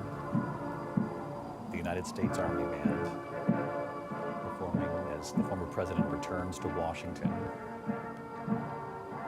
mirroring the route from Inauguration Day in 1977. He was a lifelong Democrat, though he would say through the years that he didn't always completely feel as though he fit in with the liberal end of the party. Wasn't a Republican, but considered himself conservative in many respects. You really couldn't singularly define Jimmy Carter, at least when it came to his politics. Although Mary Bruce makes a very good point here that in recent months he was determined to survive through the election so that he'd have a chance to vote for the first woman of color running for president, Vice President Kamala Harris. He did see she was defeated by Donald Trump, who has been reelected, obviously, to the presidency. Donald Trump will be there at the funeral on Thursday with every former living president. And as we were saying, Deborah, earlier, former President Jimmy Carter knew well what defeat feels like. He also knew the importance of peaceful transfer of power. He talked in the early years of the Trump presidency about how difficult, how tough the press was on Donald Trump. He felt the wrath of the press himself when he was president, though ultimately he was deeply critical in the end of the Trump administration. There were moments, though, when he tried to reach out to Donald Trump, offer his own thoughts on policy, and did relate to him in those early years about how tough the press was on an incoming president. But he did survive through another election. He cast his vote. And now what we're seeing today with the funeral is what we'll see in the next couple of days, again, with the peaceful transfer of power, these signs that the country can unite behind these common moments of service, dignity, and respect for the presidency and for the institutions of the country. He knew how complex change could be coming from the South as somebody who had to navigate that world. I mean, he was a conservative Democrat, and they called them blue dog Democrats back in those days. And he had to deal with people who were racist, even in his own family. But yet he also had a moral sense of what was right. And he knew that, but he knew that you had to sort of almost do a dance. He was not a big activist in civil rights, as we talked about earlier, but he also had a conscience and had a good feeling about what we needed to do in this country. So I think if anybody kind of understood what that world of sort of the complexity of politics was all about, Jimmy Carter did. He had to live it. He had to deal with it in the South if he was going to win. He knew how to sort of make those deals in a very open way, but also one that suited his conscience. And he was not going to go back on that, but yet he had to deal with that in the world of politics. And I think that was something he uniquely understood, David. Pierre Thomas, as Deborah points out, not outwardly an activist, but very clearly a politician and an elected president with a plan once he got into the White House. And he did make history with the number of appointments when it came to women and to people of color. And that was part of his legacy, making progress from presidents who had come before him, significant progress in that respect. And until the very end talked about equality, that you can have equality and you can also have a very deep faith. Indeed, David, appointing more women and people of color, black people, to the bench than any presidents before him combined. And David, as a son of the South, I can recall my parents talking about Jimmy Carter as a person from the South and how he often didn't embrace civil rights in a way that was as robust as some people wanted him to, but they said he spoke of and to black people with a certain dignity and respect that they had not seen in some of the previous administrations. Also, David, a person of deep faith. The family often talked about how even after suffering defeat, that he was gracious and went on to serve and did not slide from the public consciousness, went on to serve in a very meaningful and powerful way, David. Pierre, thank you. Mary Jordan, I was really moved by Kim Fuller, Jimmy Carter's niece. First of all, taking the time to talk with us today during what is a deeply personal time for the family. But her honesty about how difficult that really was for the family. And we can only imagine when families give it their all in these races for the White House, what it is like, particularly when you're a first-term president hoping to serve a second term. But to see the Carter family behind the hearse here today, returning to Washington all these years later, it must feel full circle for them and perhaps a bit of respect long overdue for a man who really was devoted to his country for many decades beyond the presidency. That's exactly what they think. And you know, Kim Fuller, who was just on, Billy Carter's daughter, Jimmy Carter's niece, you know, she's now taking up Jimmy's role in the Maranatha Church, and she does Sunday school where her uncle used to do it. She's very well known in the community, and it was, you know, that town of 573 people, everyone knows everybody there, right? And so you have a new Secret Service agent in town and the phones start ringing, you know? I mean, it's that kind of a small place where everyone knows everyone, including every single one of the Carters who are walking down Pennsylvania Avenue right now. I think they're very grateful that people got it, you know? They thought that people didn't understand their very, very, very bright father. You know, here's a guy who, he was a naval officer. He was a politician. He actually painted. There's something going on with ex-presidents painting. Yeah, I know. I wonder if we ever compared paintings with former President Bush. But he painted. I went into his workshop, and then he would sell the paintings and make money to build houses for poorer people. He did woodworking. He had this feeling that there was kind of nothing, if you put your mind to it, that you couldn't do. And he translated that to other people in his family and around the country. And I think that's why, even if, no matter what political party you're from, you kind of admire Rhett, right? I mean, No question. I mean, I think that the tally, the number in the end, because of the years and years of working with Habitat for Humanity, both Jimmy Carter and Rosalind Carter, that in the end, I think that he had touched some 4,400 homes himself with his tool belt, let alone the homes he helped build all over the country by just being part of that organization. That more than 4,000 homes he was there himself for the building of. And for those who are joining our coverage in progress here, ABC News Live coverage as the nation celebrates Jimmy Carter, Mary Jordan, the family has returned to Washington, the extended Carter family, but Jimmy Carter went home all these years. He lived in Plains, Georgia, in the same home that he and Rosalind had purchased before the presidency, a very small, humble, modest home. And I loved how you just said, when there's a new Secret Service agent in town, everybody knows, they pick up the phone, there's somebody new here. 500 people.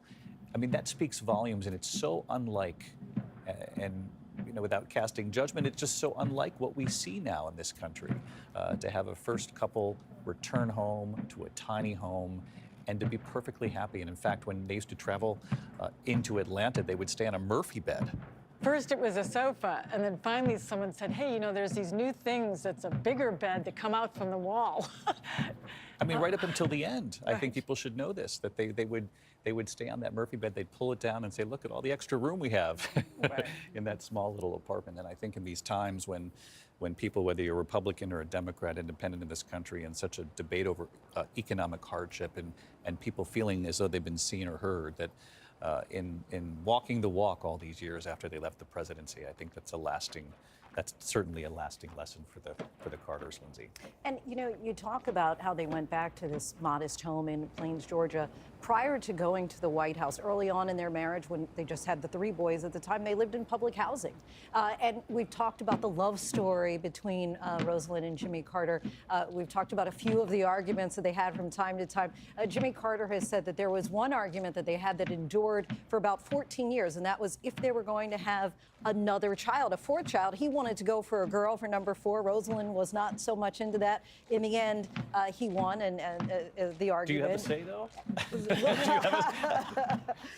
And so again, Amy, 9 years old when they entered the White House.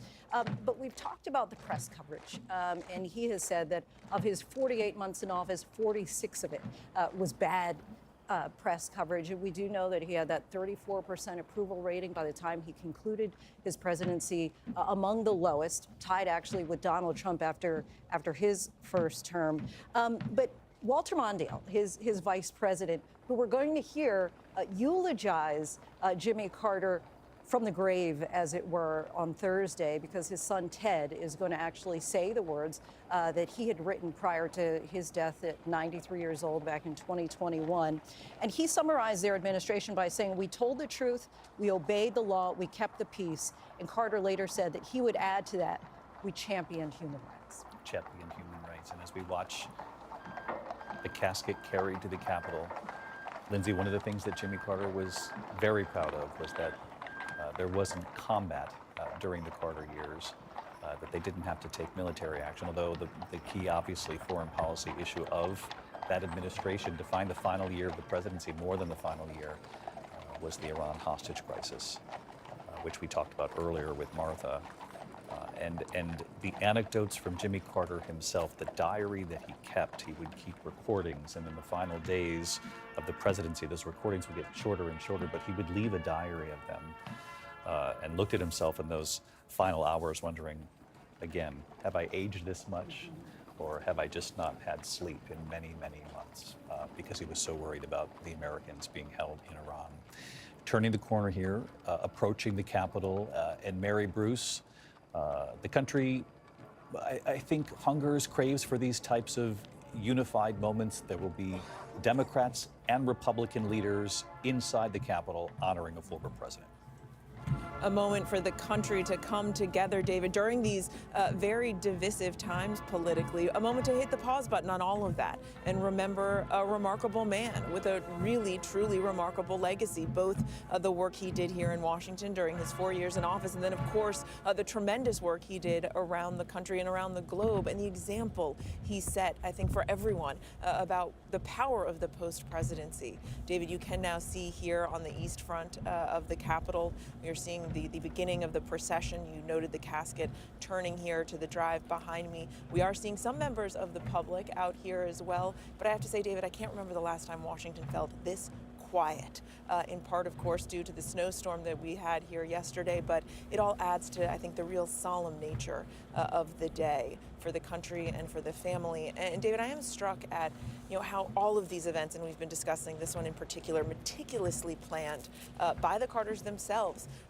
to share his story, remind everyone of what was important to him, but also along the way in all of these events this week, they're using these events as an opportunity to thank those who worked alongside the family, who served with the former president. And so we are going to see here shortly living members of Carter's cabinet joining the family for this special moment. And they've made a point of making sure that some of the first people who will be able to pay their respects later today are those who worked with him in the White House and in Congress, David. Mary, thank you. Let's listen.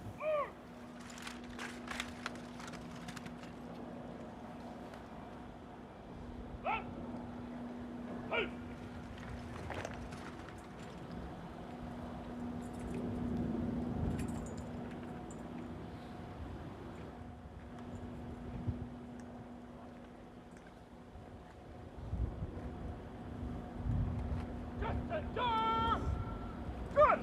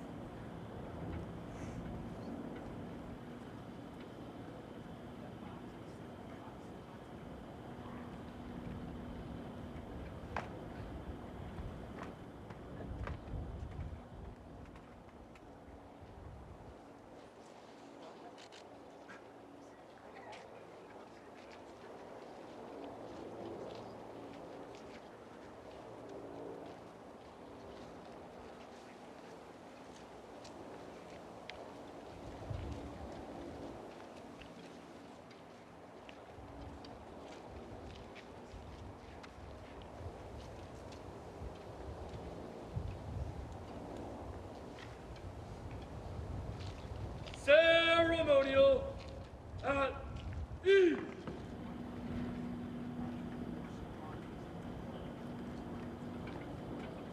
Ceremonial at ease.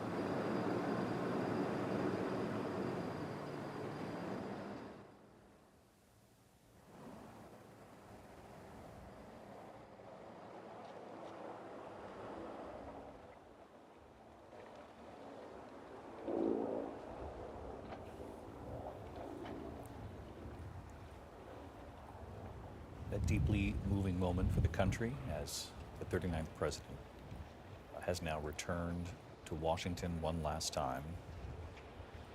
He will be remembered, he'll be honored by Democrats and Republicans just moments from now inside the Capitol. As he approaches the Capitol steps, there will be honorary pallbearers in position right at the base of the Capitol steps. What you saw there on the eastern front behind Mary Bruce. Members of the family will be the honorary pallbearers. The Carter grandchildren, 11 grandchildren, one of whom is in memoriam. Mary had mentioned earlier that the former president outlived one of his grandchildren. They will be at the base of the Capitol steps. They'll follow the casket up. They'll rejoin the family at the top of the steps. And we've talked so often this afternoon about how little fanfare he asked for.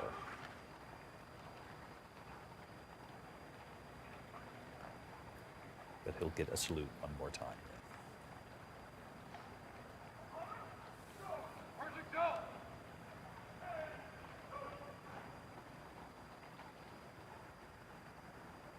And Mark Updegrove, our historian joining us today, he did leave in defeat after his one term as president, but he returns in many respects.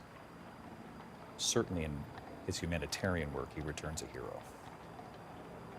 You're absolutely right, David. This is a man who came to Washington in 1977 with great hope that he would do great things in the presidency, and unfortunately was defeated 4 years later and relinquished the office to Ronald Reagan, who had won in a landslide, left more or less humiliated, not knowing what he would do with the rest of his life. Really went back to Plains, Georgia, and didn't know what the next chapter of his life would hold, and now he comes back to Washington upon his death triumphantly, with the nation and the world really celebrating this remarkable legacy of humanitarianism. He had a 44-year post-presidency, the longest post-presidency in American history, and certainly the most consequential and fruitful, for which he would be the winner of the Nobel Peace Prize in 2002. So this is a triumph for Jimmy Carter and a reflection of his enormous legacy. Imagine, Mark, to wait until 100 for that moment of triumph in Washington. Yeah, it's quite remarkable, and he was proud, so proud of the work that he did with the Carter Center, the nonprofit organization that he established in 1982, about a year and a half after leaving the presidency. That's where he found true meaning. That's where he found purpose in his life.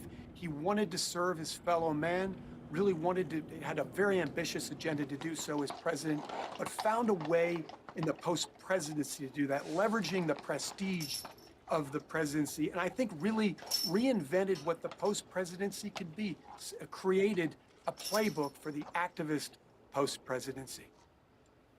Mark, thank you.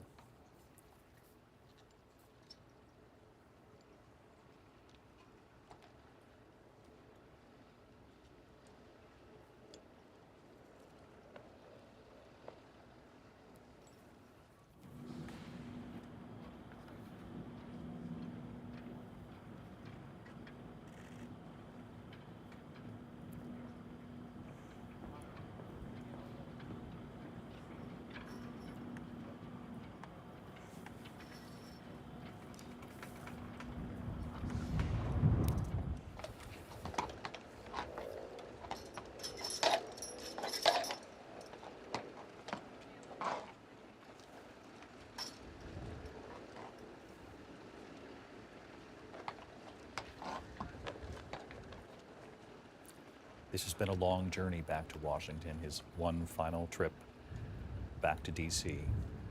And as Mark Updegrove, our historian, rightly points out, left in defeat, though returns a hero all of these decades later. The lone horse, a symbol of this procession today. Riderless, of course, the saddle on that horse. A reminder he will not serve again. But he did serve this nation for so many decades beyond the presidency. And it does lead to the question, after having defined it, redefined what a post-presidency could be in terms of work for humanity, eradicating disease, for peace. Ultimately did win the Nobel Prize, earned it. can see the Carter family arriving at the steps of the Capitol. The honorary pallbearers will also gather at the steps of the Capitol. Will rejoin the family at the top of the stairs. Inside the Capitol, the former president will lie in state. After being honored this afternoon by leaders of both parties, the Speaker of the House, Mike Johnson, just re-elected Speaker, of course, Senator Thune in the Senate, now the Majority Leader. Minority Leader Schumer will also be there. Vice President Kamala Harris, who Jimmy Carter voted for and proudly did so, she'll deliver the eulogy today. President Biden will deliver the eulogy at the Cathedral on Thursday. And we've talked at length here, Terry, about the deep friendship between President Biden and former President Carter. President Biden and the First Lady traveled to Plains, Georgia, a sitting president and sitting First Lady, the first to do so publicly. And it was President Biden who was the first sitting Democratic senator who endorsed that relative unknown from Georgia in his race for president all those years ago. And that, David, bound the two of them in this decades-long friendship, political partnership in some ways. And in some ways, they're cut from the same cloth. They're both men of deep faith, deep and sincere faith that shaped their lives and their presidency. They tried to bring, to one degree of success or another, the values that they learned in their faiths. Jimmy Carter, an evangelical Baptist, and President Biden, of course, a Roman Catholic, and they brought that faith to bear on the power that they had been given. Both one-term presidents now, for different reasons, but analogous, both very low in the polls, and yet I think they both, with their presidency, felt they gave it their best. Jimmy Carter, especially after the presidency, as you've been talking about, you know, I'm put in mind of the words of F. Scott Fitzgerald, the American writer, who once said, "There are no second acts in American lives." Jimmy Carter proves him wrong. Yeah, he might just disagree with that. His whole post-presidency was his second act. And Mark Updegrove, our historian, and so many others have talked about how he has redefined the post-presidency. The question is, will any others follow suit along the way? And we'll have to wait and see how that plays out. We await Hail to the Chief, and we await the 21-gun salute.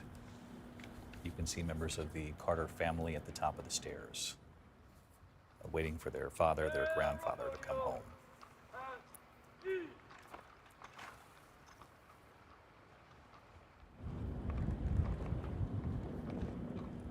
Ceremonial.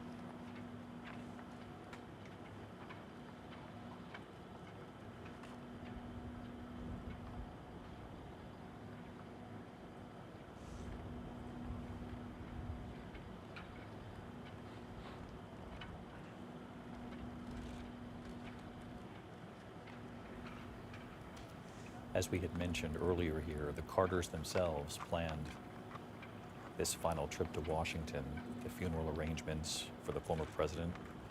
They began working on them as far back as the mid-1980s, in fact. And despite being a president who, when he arrived in Washington from the South, a relative unknown who indicated very early on that he would not expect the kind of fanfare. He would carry his own suitcase. He would wear sweaters in the White House when it would get chilly. He would say he would not need hail to the chief, even though he'd been a member of the U.S. Navy, had served the country, and certainly was the commander-in-chief and deserved what is afforded any president. He went through great pains to sort of set an example. He believed that he didn't need all of the trappings that come with the presidency. But he did note that in planning this funeral, that it was important that the procession go to the U.S. Navy Memorial that he played such a large role in, that he'd served the U.S. Navy, that he would return to the Capitol. And as we said here with our team, he would return to the Capitol in many ways, not in defeat as he did when he left, when he had lost to Ronald Reagan, but instead after decades of public service, after trying to find ways to eradicate disease around the world, to build homes for those who could not afford them, for living a life of humility back in Plains, Georgia. Humble, but not a pushover. He had very strong beliefs. He had purpose, he and Rosalind, and they stood by that purpose until the very end. They had told our Steve Osunsami in their final interview together about the secret to their long life together, and they pointed to one another. One saying about the other, yeah, he's been pretty good to have around too. Such a moving relationship until the very end. And many had asked after Rosalind's passing, because we've seen so many stories of such deep connection. When a family loses one, often they'll lose the other. Jimmy Carter went into hospice care. He was in hospice care for 2 years. We saw him reach that 100th birthday, that moment with the family. He said he wanted to stay alive as best he could to survive through one more presidential election.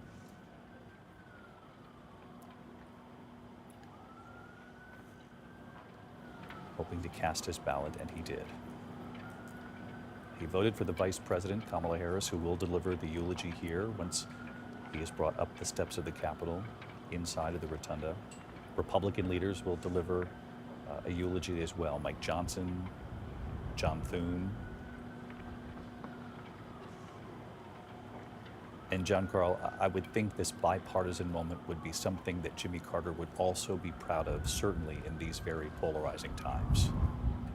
No doubt about it. You know, Mary Bruce mentioned he wasn't a Democratic insider. He was hard to pin down ideologically. There were things on which he was quite liberal. There were things where he was policies where he was quite conservative, and he kind of came to Washington similar in a way. This is going to sound strange, but to the way Donald Trump came into Washington as an absolute outsider who began his campaign in a way running against his own party, saying that we needed to get beyond the insiders in both parties. So to be here and to be honored by leading Democrats and leading Republicans is just another measure of how far Jimmy Carter has journeyed since his short 4 years in the White House nearly a half century ago. And John, you make a great point, because outsiders are often find a decent reception with the American people. That's the time when the political lines can be blurred. The parties sometimes can melt a bit if you're delivering a message of being on the outside, that you're going to shake things up in Washington, that it's time that lawmakers in Washington hear, see, feel the American people. And in many ways, though they came from very different socioeconomic backgrounds, there was a similar message in that. There really was, and I have to say another thing as I watch this incredible ceremony is I think about the resiliency of Jimmy Carter.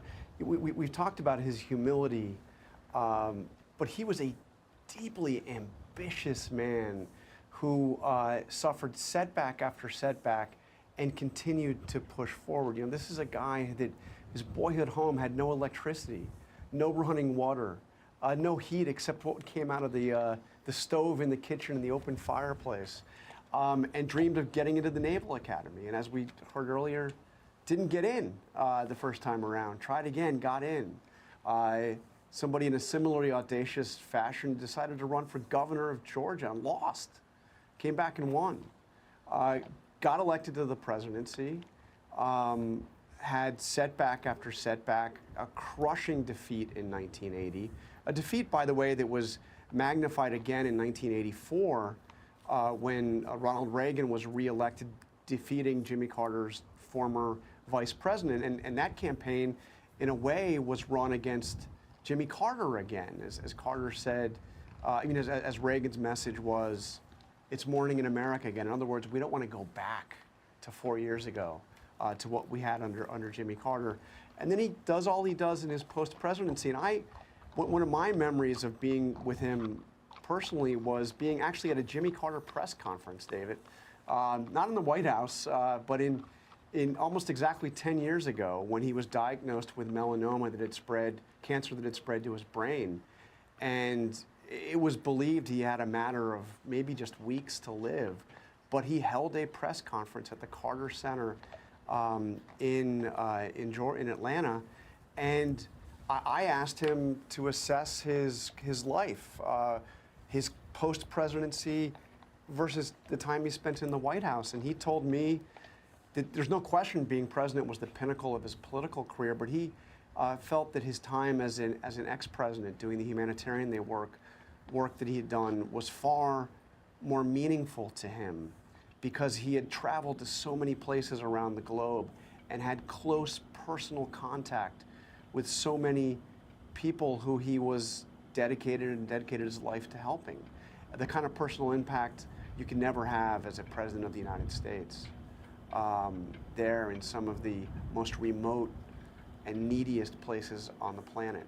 But he was diagnosed with possibly just having weeks to live, and he lived another decade where he continued that work at the Carter Center.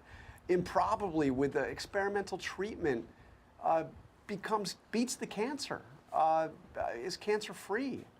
And then finally, to think that this is somebody who went into hospice 2 years ago? Who lives for 2 years in hospice? He was a deeply ambitious man who did not let setbacks bring him down. And as Rosalind said of him, he is somebody who is miserable, she said of her husband. He's miserable if he is not doing something.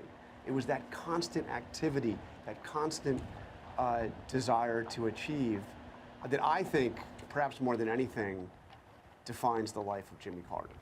No question about that, John. And John describes this press conference, Mary, where the former president talks about having brain cancer and quite possibly terminal brain cancer, and offered answers in a very matter-of-fact way. He returned to Sunday school just a couple of days later to continue teaching Sunday school. And I think what John Carl just laid out is something we've been talking about all afternoon here, which is the power of Jimmy Carter's life, the true power, beyond the presidency.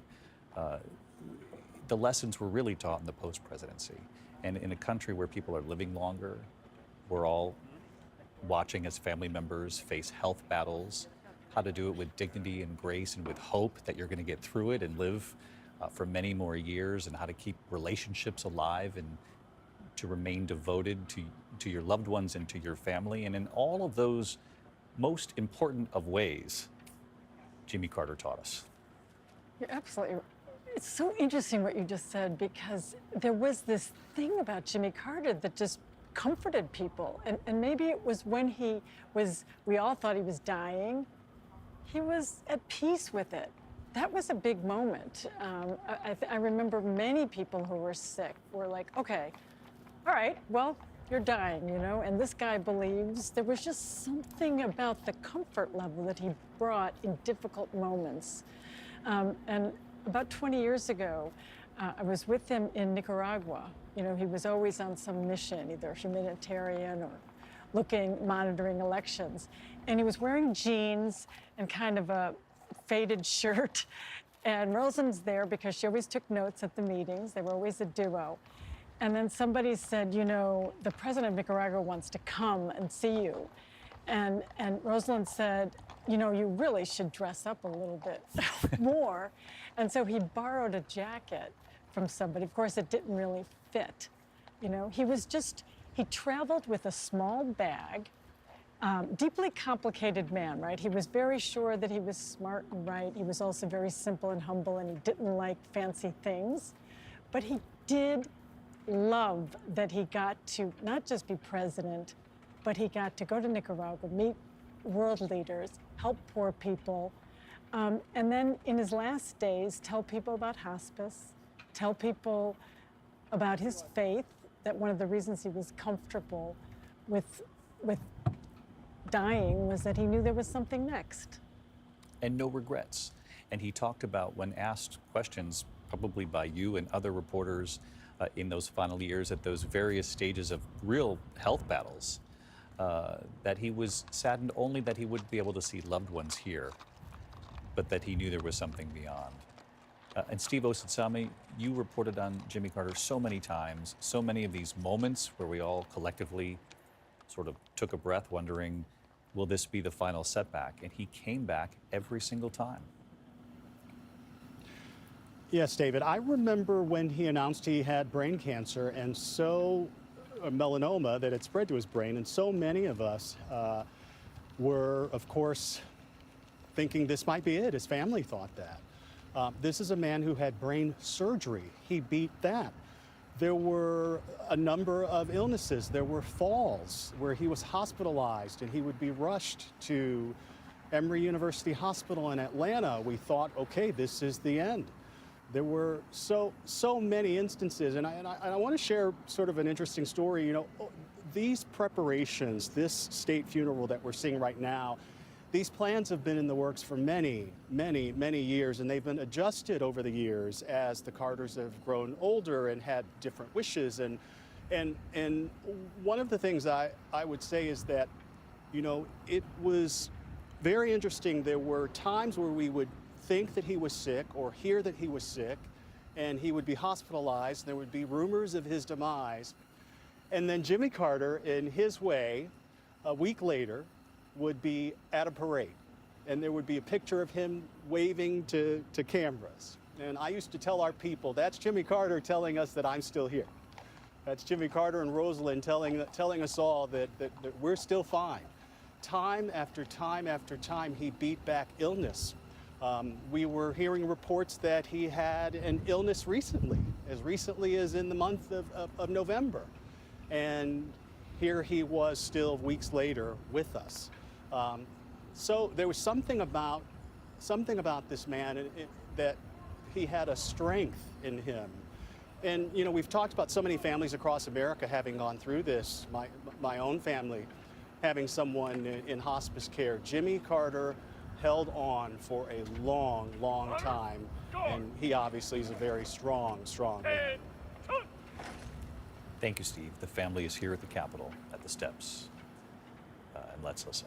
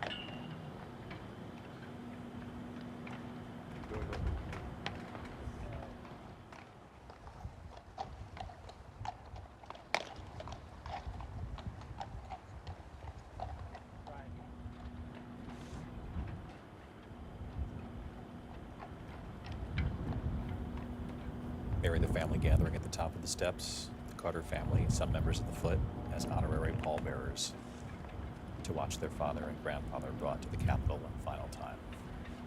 I think you'll see some members of Congress who've made the pilgrimage down to Plains to see him come out soon.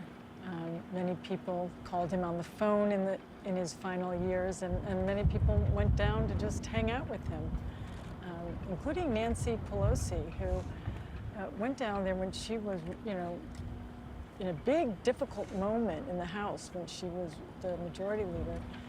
She went down, she said to him, I thought I was only going to be here for an hour, but I'm just kind of mesmerized by this place, and I'd like to stay and see you at your Baptist church. Is that okay? And so she went there, and she spent time there, and I'm sure you'll be seeing her today and through the funeral on Thursday, too. Many, many people, including some in the Biden administration. The National Security Advisor for Obama, Tom Donilon, was the one who organized his convention in '76. Many people got their start in politics. Senator Warner was an intern for Jimmy Carter right out of law school. You'll see all of them come out, many of them now lawmakers, senators, members of Congress, cabinet members, high-ranking government officials. A lot of Washington actually was inspired by America's a good country and they deserve good leaders. That was his motto at the time in '76, in post-Watergate time. I won't tell a lie, you can trust me. It was a campaign.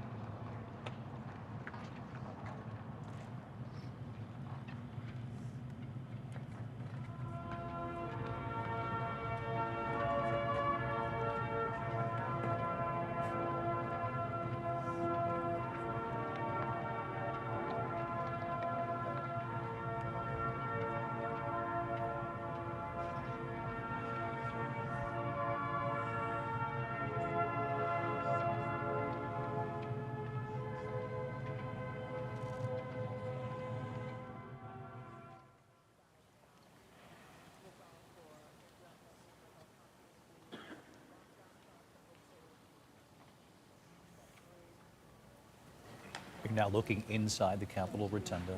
Former Speaker of the House Nancy Pelosi there. Mary Jordan had told us earlier about the former Speaker's travels to Plains, Georgia. Members of the Supreme Court, Chief Justice John Roberts there. We know that at the top of the steps here, you can see now the surviving members of Carter's cabinet, the Carter family, all following the honorary pallbearers into the U.S. Capitol. The procession will move into the Capitol. They're going to pause once they get inside the east doors right there and reposition, if you will, and prepare for the service in the rotunda. As you can see inside the rotunda there, they are preparing to receive the former president, Senator Elizabeth Warren there, and other members of Congress. Preparing to honor former President Jimmy Carter. The casket will be placed on the Lincoln catafalque there in the center of the room. Those who are gathered there, they will hear eulogies from Speaker Johnson, Senate Majority Leader Thune, and from Vice President Kamala Harris, who will honor the 39th President of the United States. As we've mentioned, President Biden will deliver the eulogy at the National Cathedral on Thursday to honor his friend, Jimmy Carter, who he endorsed all those years ago, the first sitting Democratic senator to endorse, who was a relative unknown from the South, Jimmy Carter and his race for president.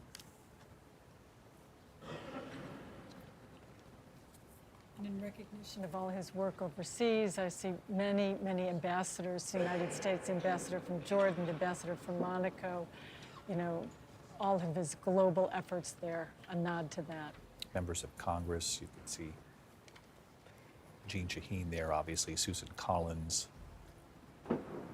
Senator Langford, members of both sides of the aisle, Senator Ossoff, gathered inside the rotunda. The Georgia delegation, obviously honoring and remembering Senator Warnock as well, their native son. A son of the South, and quite fitting there, David, too, because you have, as we talked about, the diversity there with those two members there from Georgia, and something that President Carter had really worked hard to see. And to see that happen in the South was something that was not heard of during the time he was governor. So certainly a change in Washington now. The Vice President entering with Second Gentleman Doug Emhoff. Speaker Johnson, Majority Leader Thune.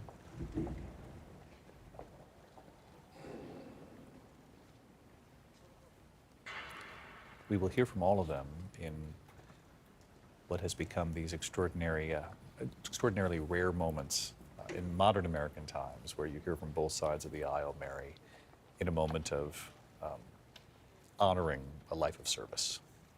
Boy, that light is spectacular in that room, and you know, just there is some warm feeling. Maybe it's that beautiful light. Maybe it's that there's Republicans and Democrats, and they're not yelling at each other. There's just something very striking about the look and feel of that room right now.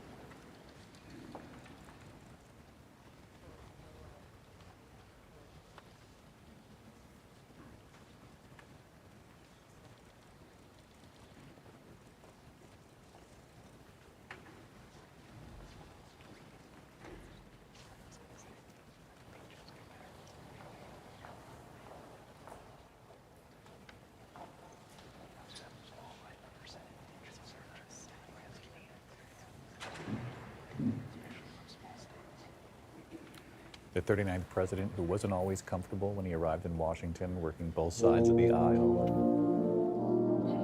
trying to push through his agenda politically, now returns to be honored by both sides of the aisle and both parties in Washington.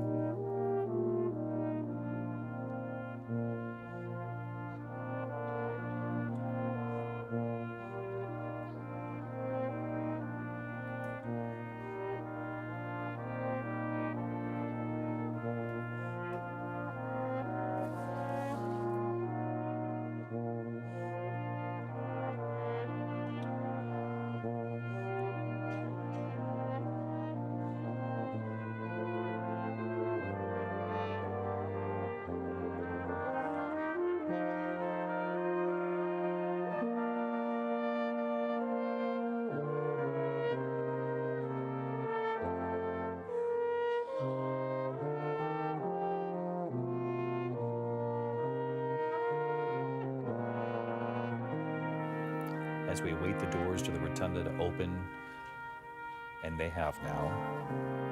The procession has begun.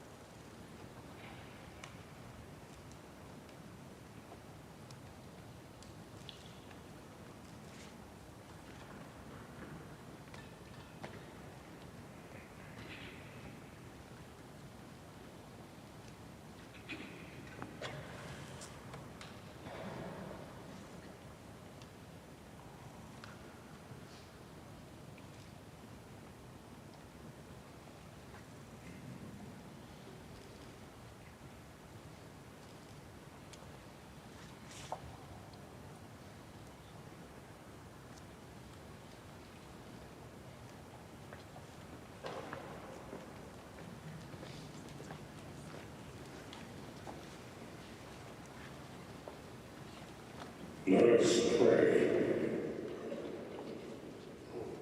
Eternal Father, strong to save, whose arms have bound the restless waves, we thank you for the inspiration of a consequential and laudable life as we celebrate the legacy of James Earl Carter, Jr., the 39th President of the United States. We proclaim your generosity to this nation and world for giving us the gift of someone with the ethical congruence to be salt and light to his generation.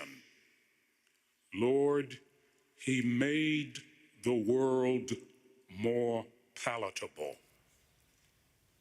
We thank you for his passion for integrity, his commitment to leave the world better than he found it, and his exemplary love for his precious Rosalind.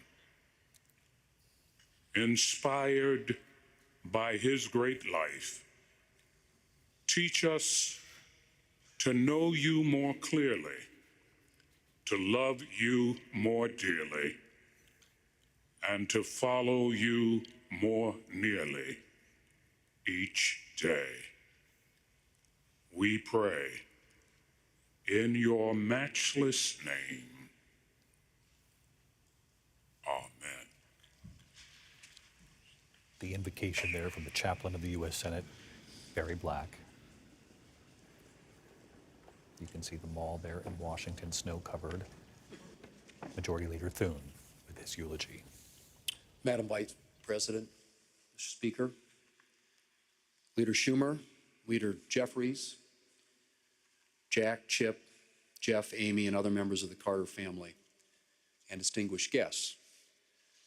Today we gather to begin a final farewell to Jimmy Carter, Navy veteran, peanut farmer, Governor of Georgia, and President of the United States. Sunday school teacher, Nobel Prize winner, advocate for peace and human rights, and first and foremost, a faithful servant of his Creator and his fellow man. In a commencement speech he delivered at Liberty University back in 2018, President Carter told a story about going on a mission to Massachusetts back in his younger days under the auspices of the Southern Baptist Convention. During that trip, President Carter was impressed by the success of a fellow missionary in winning souls to Christ. And so as the mission was winding down, he asked him what made him so successful. He was a little embarrassed by my question, President Carter recalled, but then he finally said, I try to have two loves in my heart. One love is for God, and the other love I have in my heart is for the person who happens to be in front of me at any particular time. It was a statement, President Carter said, that he never forgot. I think it's fair to say that it's also a statement he lived by. President Carter's term as president ended in 1981.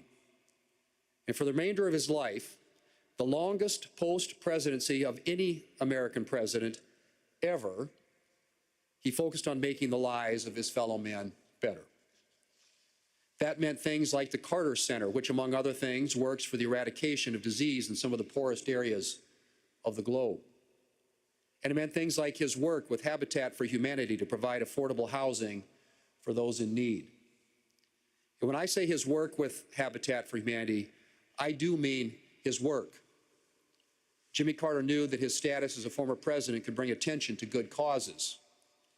It's why he encouraged Habitat to make use of his name and image. But simply lending his name, or maybe attending a gala or two, wasn't Jimmy Carter's style. He was here to get down in the weeds and the dirt, And he did that literally on numerous habitat builds, including one back in 1994 in Eagle Butte in my home state of South Dakota. Well into his 90s, he could be found with his hard hat and tools on construction sites doing the practical work required to get families into homes. The Son of Man did not come to be served, but to serve. And Jimmy Carter did his very best to live according to the calling of his Lord and Savior. Today, I join all Americans in mourning President Carter and remembering his example. But I rejoice in the thought that he, together with his beloved wife, Rosalind, is now before the face of his Father.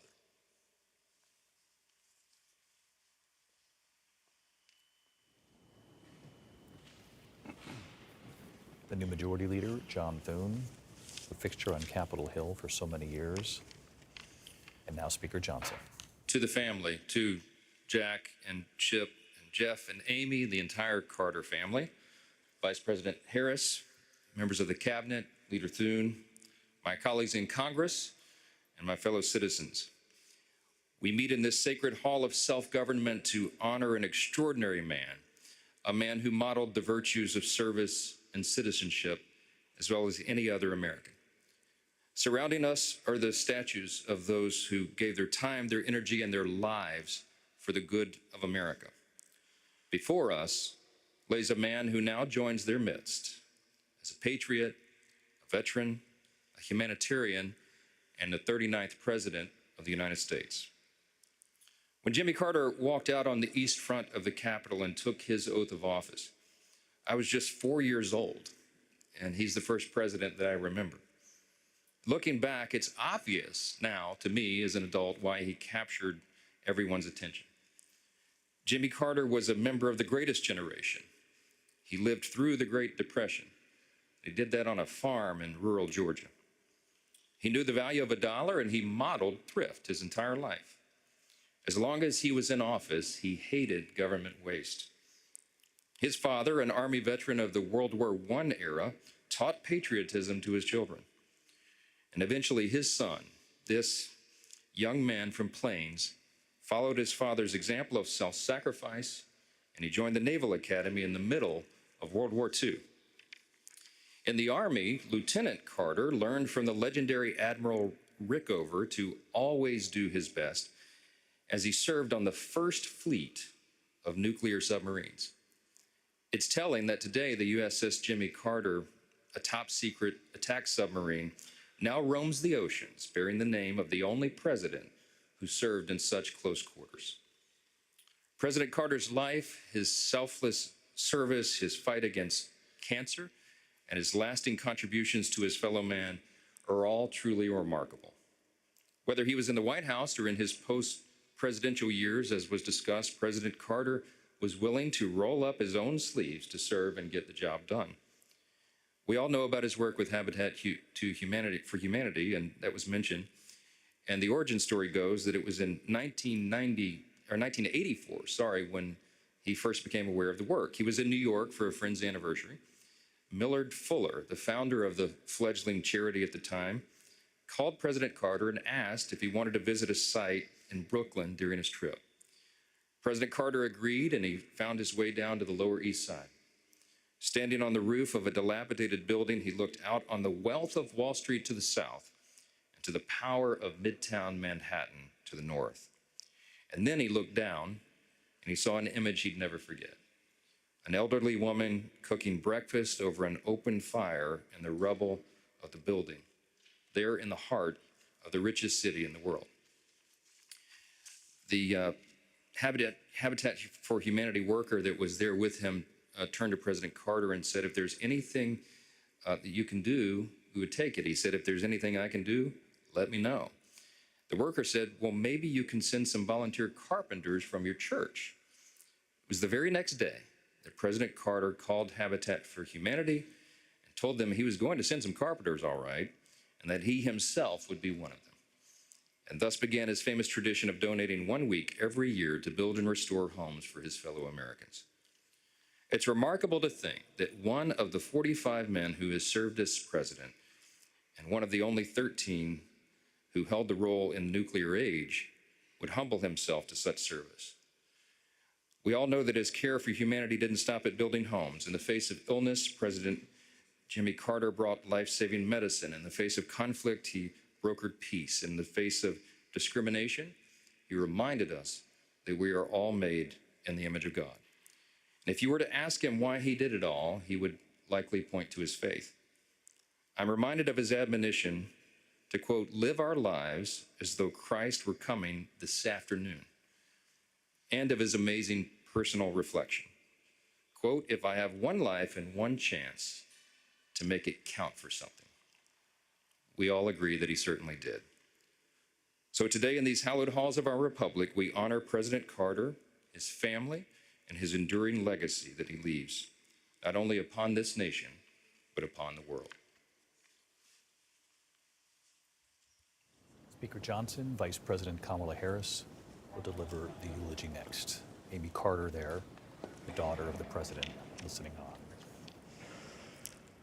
Leader Thune, Speaker Johnson, Leader Schumer, Leader Jeffries, members of Congress, and distinguished guests. It is an honor to be with you this afternoon, and to Jack, Chip, Jeff, Amy, and Jason, and all the other members of the Carter family. On behalf of the American people, Doug and I offer our deepest condolences. Being with you today, I'm reminded of the enduring words of a favorite hymn. May the works I have done speak for me. Today we gather to celebrate the life of a man whose works will echo for generations to come.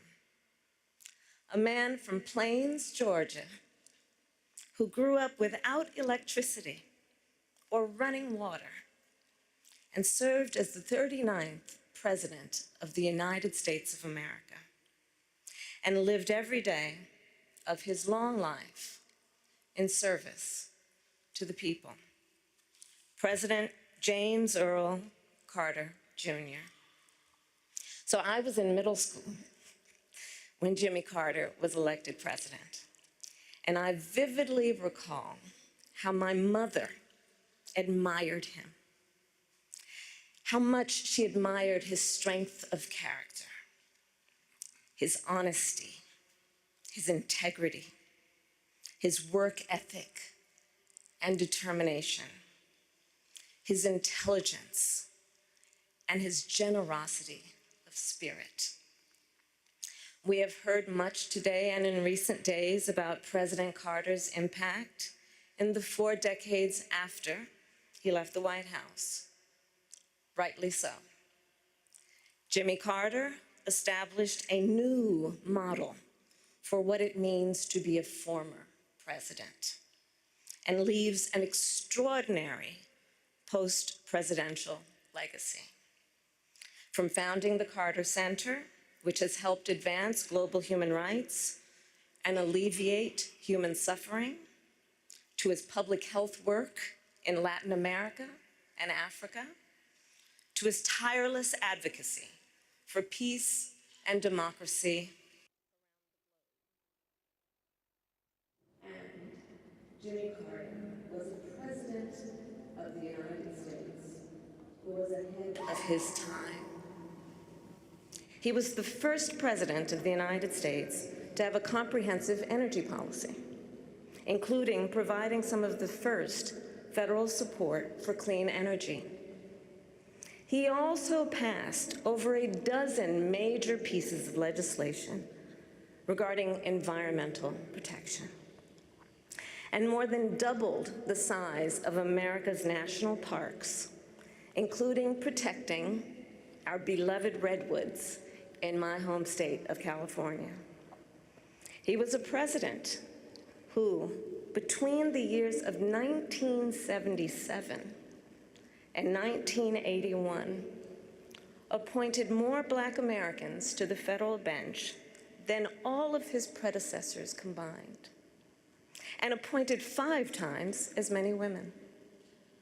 And in the wake of Watergate, Jimmy Carter passed historic ethics legislation to help rebuild America's faith in government.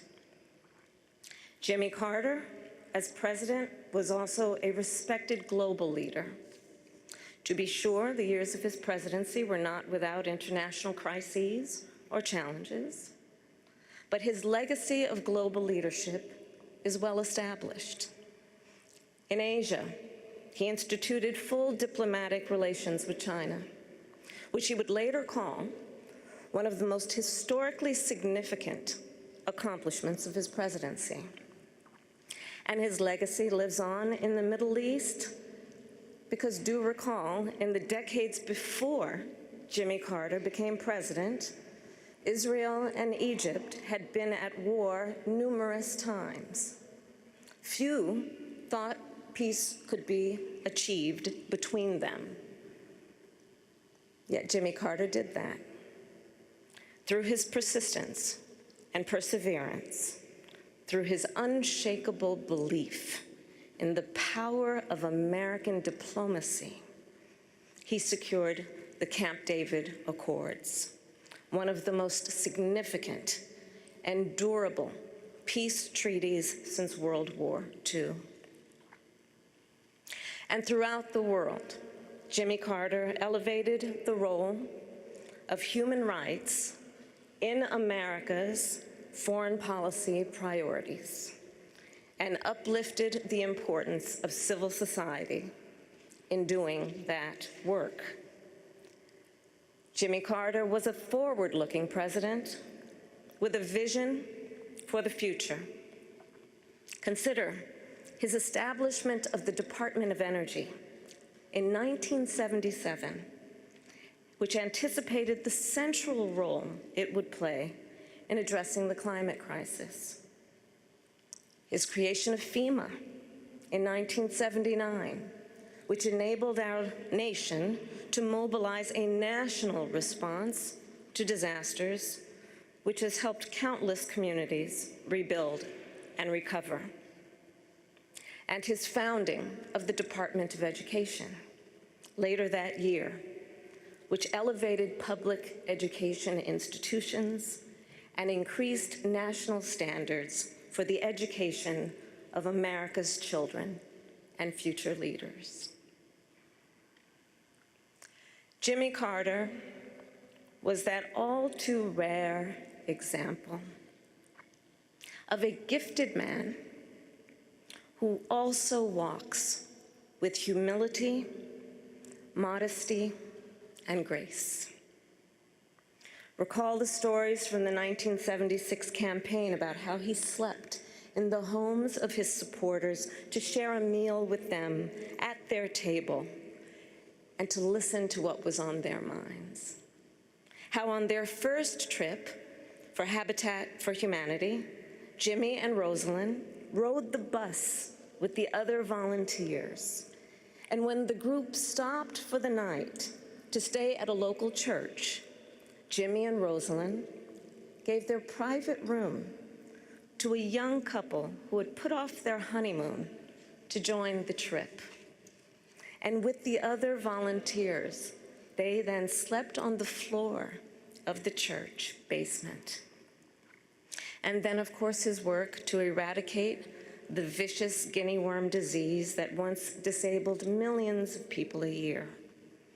It was one of the Carter Center's greatest triumphs. And Jimmy Carter, of course, given his nature, attributed its success not to his own leadership, but to the thousands of everyday Africans who were on the ground doing the work. Throughout his life and career, Jimmy Carter retained a fundamental decency and humility. James Earl Carter Jr. loved our country. He lived his faith, he served the people, and he left the world better than he found it. And in the end, Jimmy Carter's work and those works speak for him, louder than any tribute we can offer. May his life be a lesson for the ages and a beacon for the future. May God bless President Jimmy Carter, and may God bless the United States of America. Vice President Kamala Harris and her eulogy for former President Jimmy Carter. A nod from Second Gentleman Doug Emhoff and Speaker Johnson there for the Vice President. Let's listen to the U.S. Navy Academy Glee Club.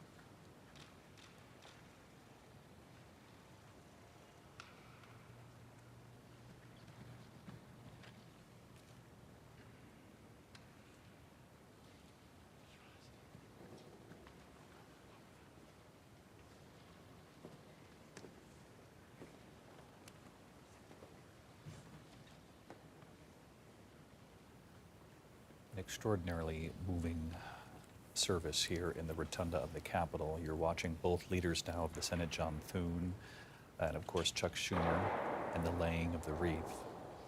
Speaker Johnson, House Minority Leader Hakeem Jeffries will then together do the same in a moment of bipartisanship in the Capitol. And then we'll watch the Vice President Kamala Harris and Second Gentleman Doug Emhoff do it as well, all in tribute to the 39th president. It's not lost on me that also in that room is a statue of Gerald Ford, the man who Jimmy Carter beat for the presidency in 1976. They became very close friends over the years. They were a symbol of bipartisanship moving forward and spoke of their friendship many times over the years. Jimmy Carter delivered the eulogy for Gerald Ford, so his statue is there in the rotunda today as a nod to Jimmy Carter, their friendship, and reaching across the aisle.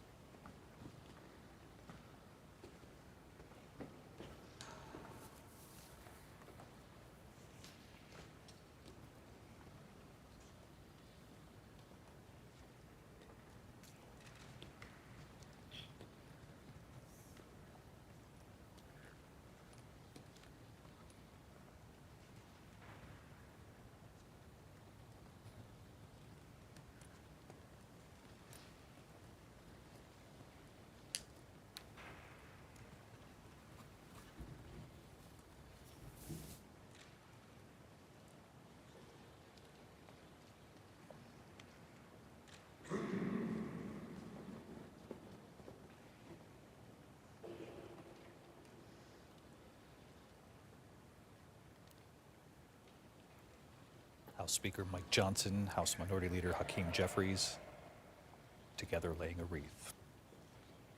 Again, a moment of solidarity in the nation's capital.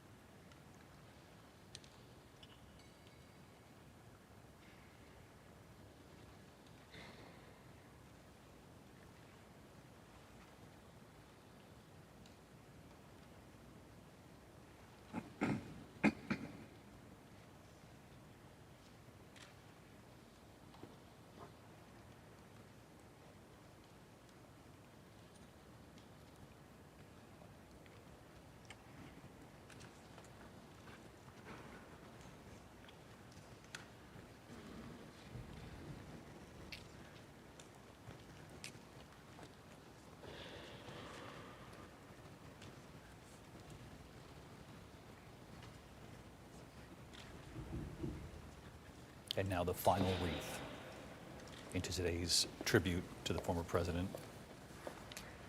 Vice President Kamala Harris, Second Gentleman Doug Emhoff,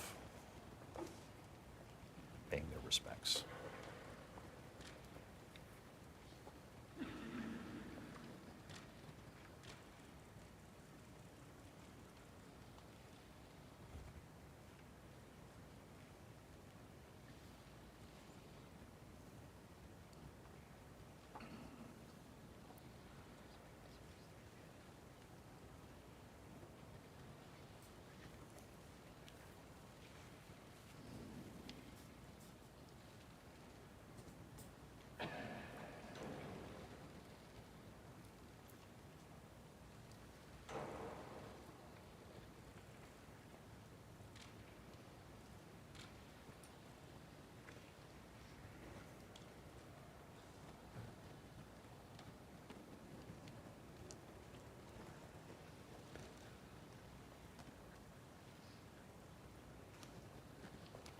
The former president eulogized by leaders on both sides of the aisle and by Vice President Kamala Harris, who moments ago called President Jimmy Carter a gifted man, but a rare man, and that he was gifted, but he carried his humility, his modesty, and his grace.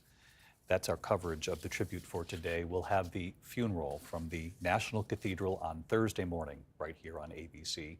Our coverage will continue ABC News Live, abcnews.com. Of course, many of your local news teams are standing by here in the East to begin your local news. And I'll see you for World News Tonight. I'm David Muir from all of us here at ABC News. Good day. This has been a special report from ABC News.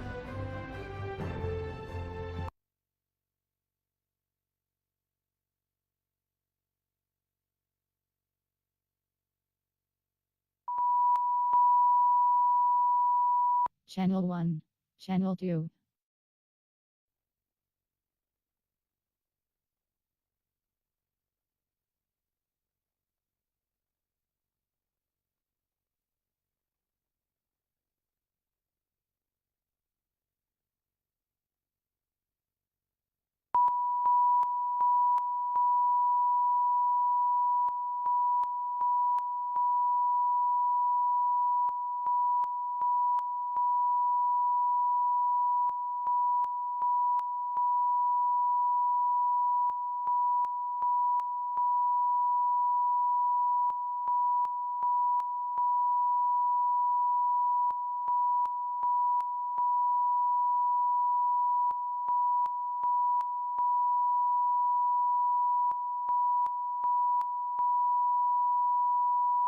Channel 1, Channel 2.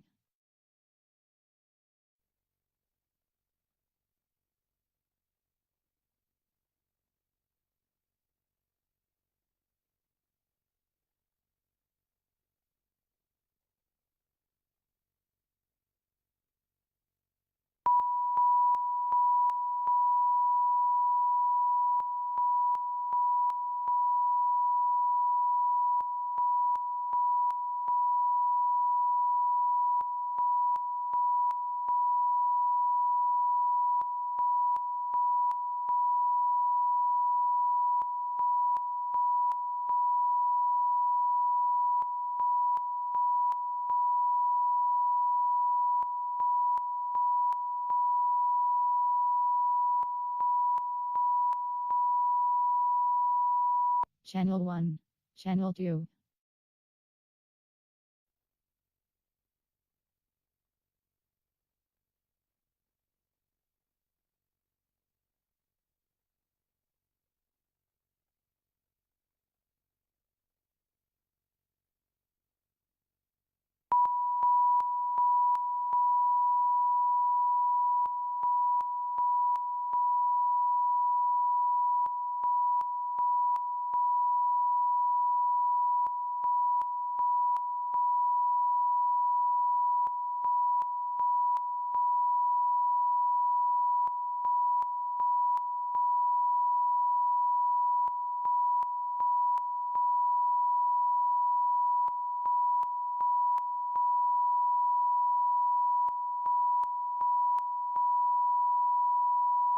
Channel 1, Channel 2.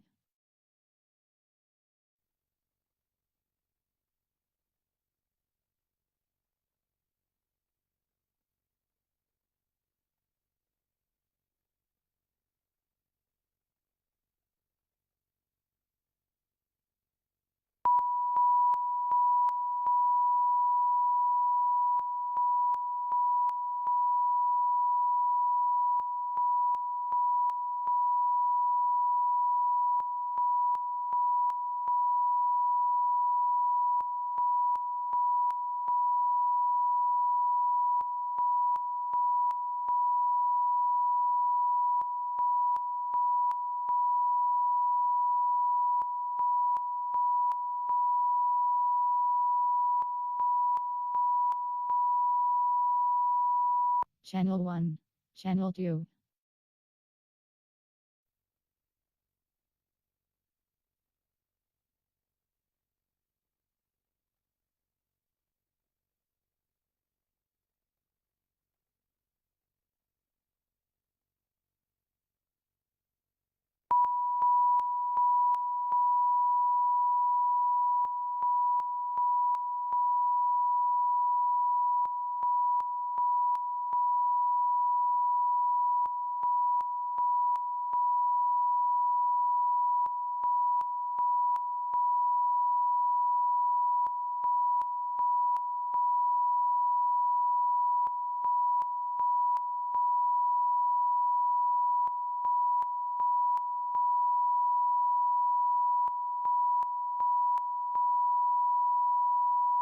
Channel 1.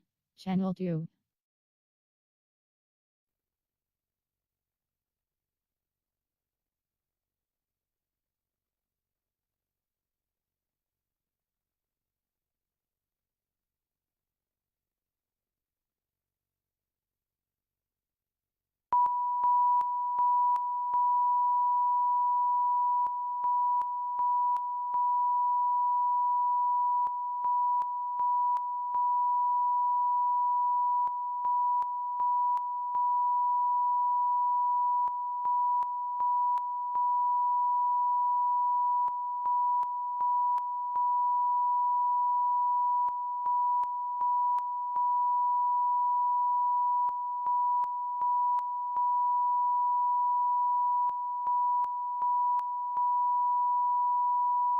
Channel 1.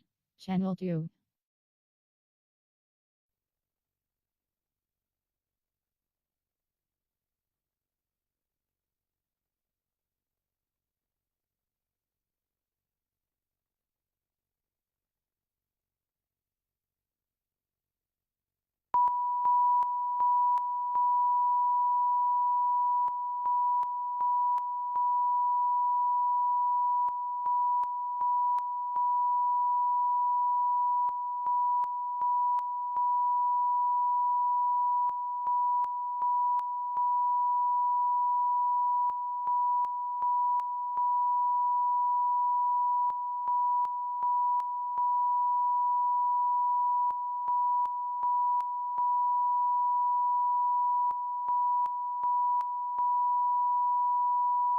Channel 1.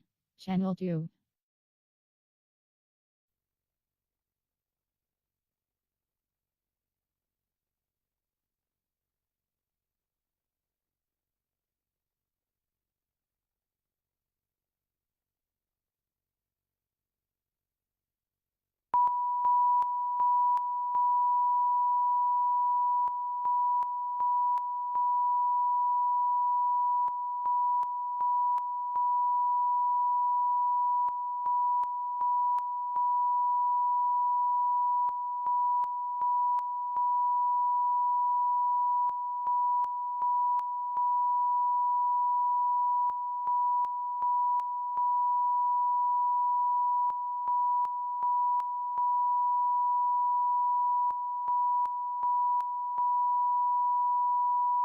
Channel 1.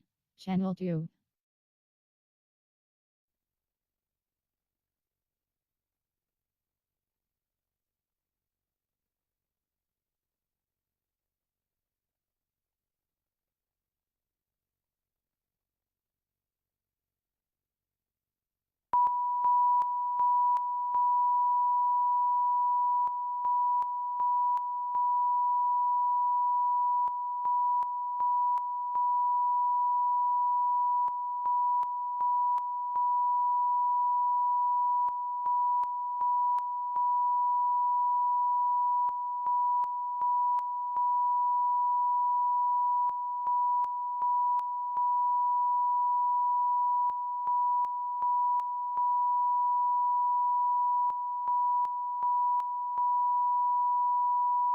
Channel 1.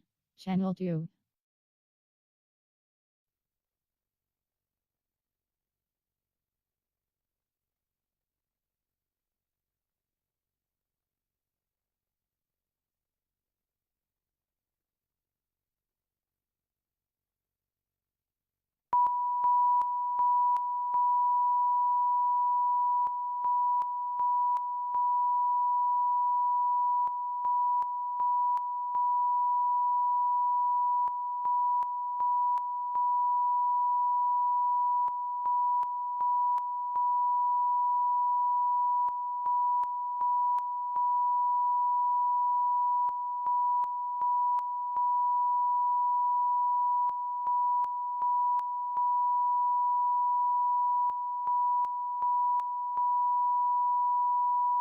Channel 1. Channel 2.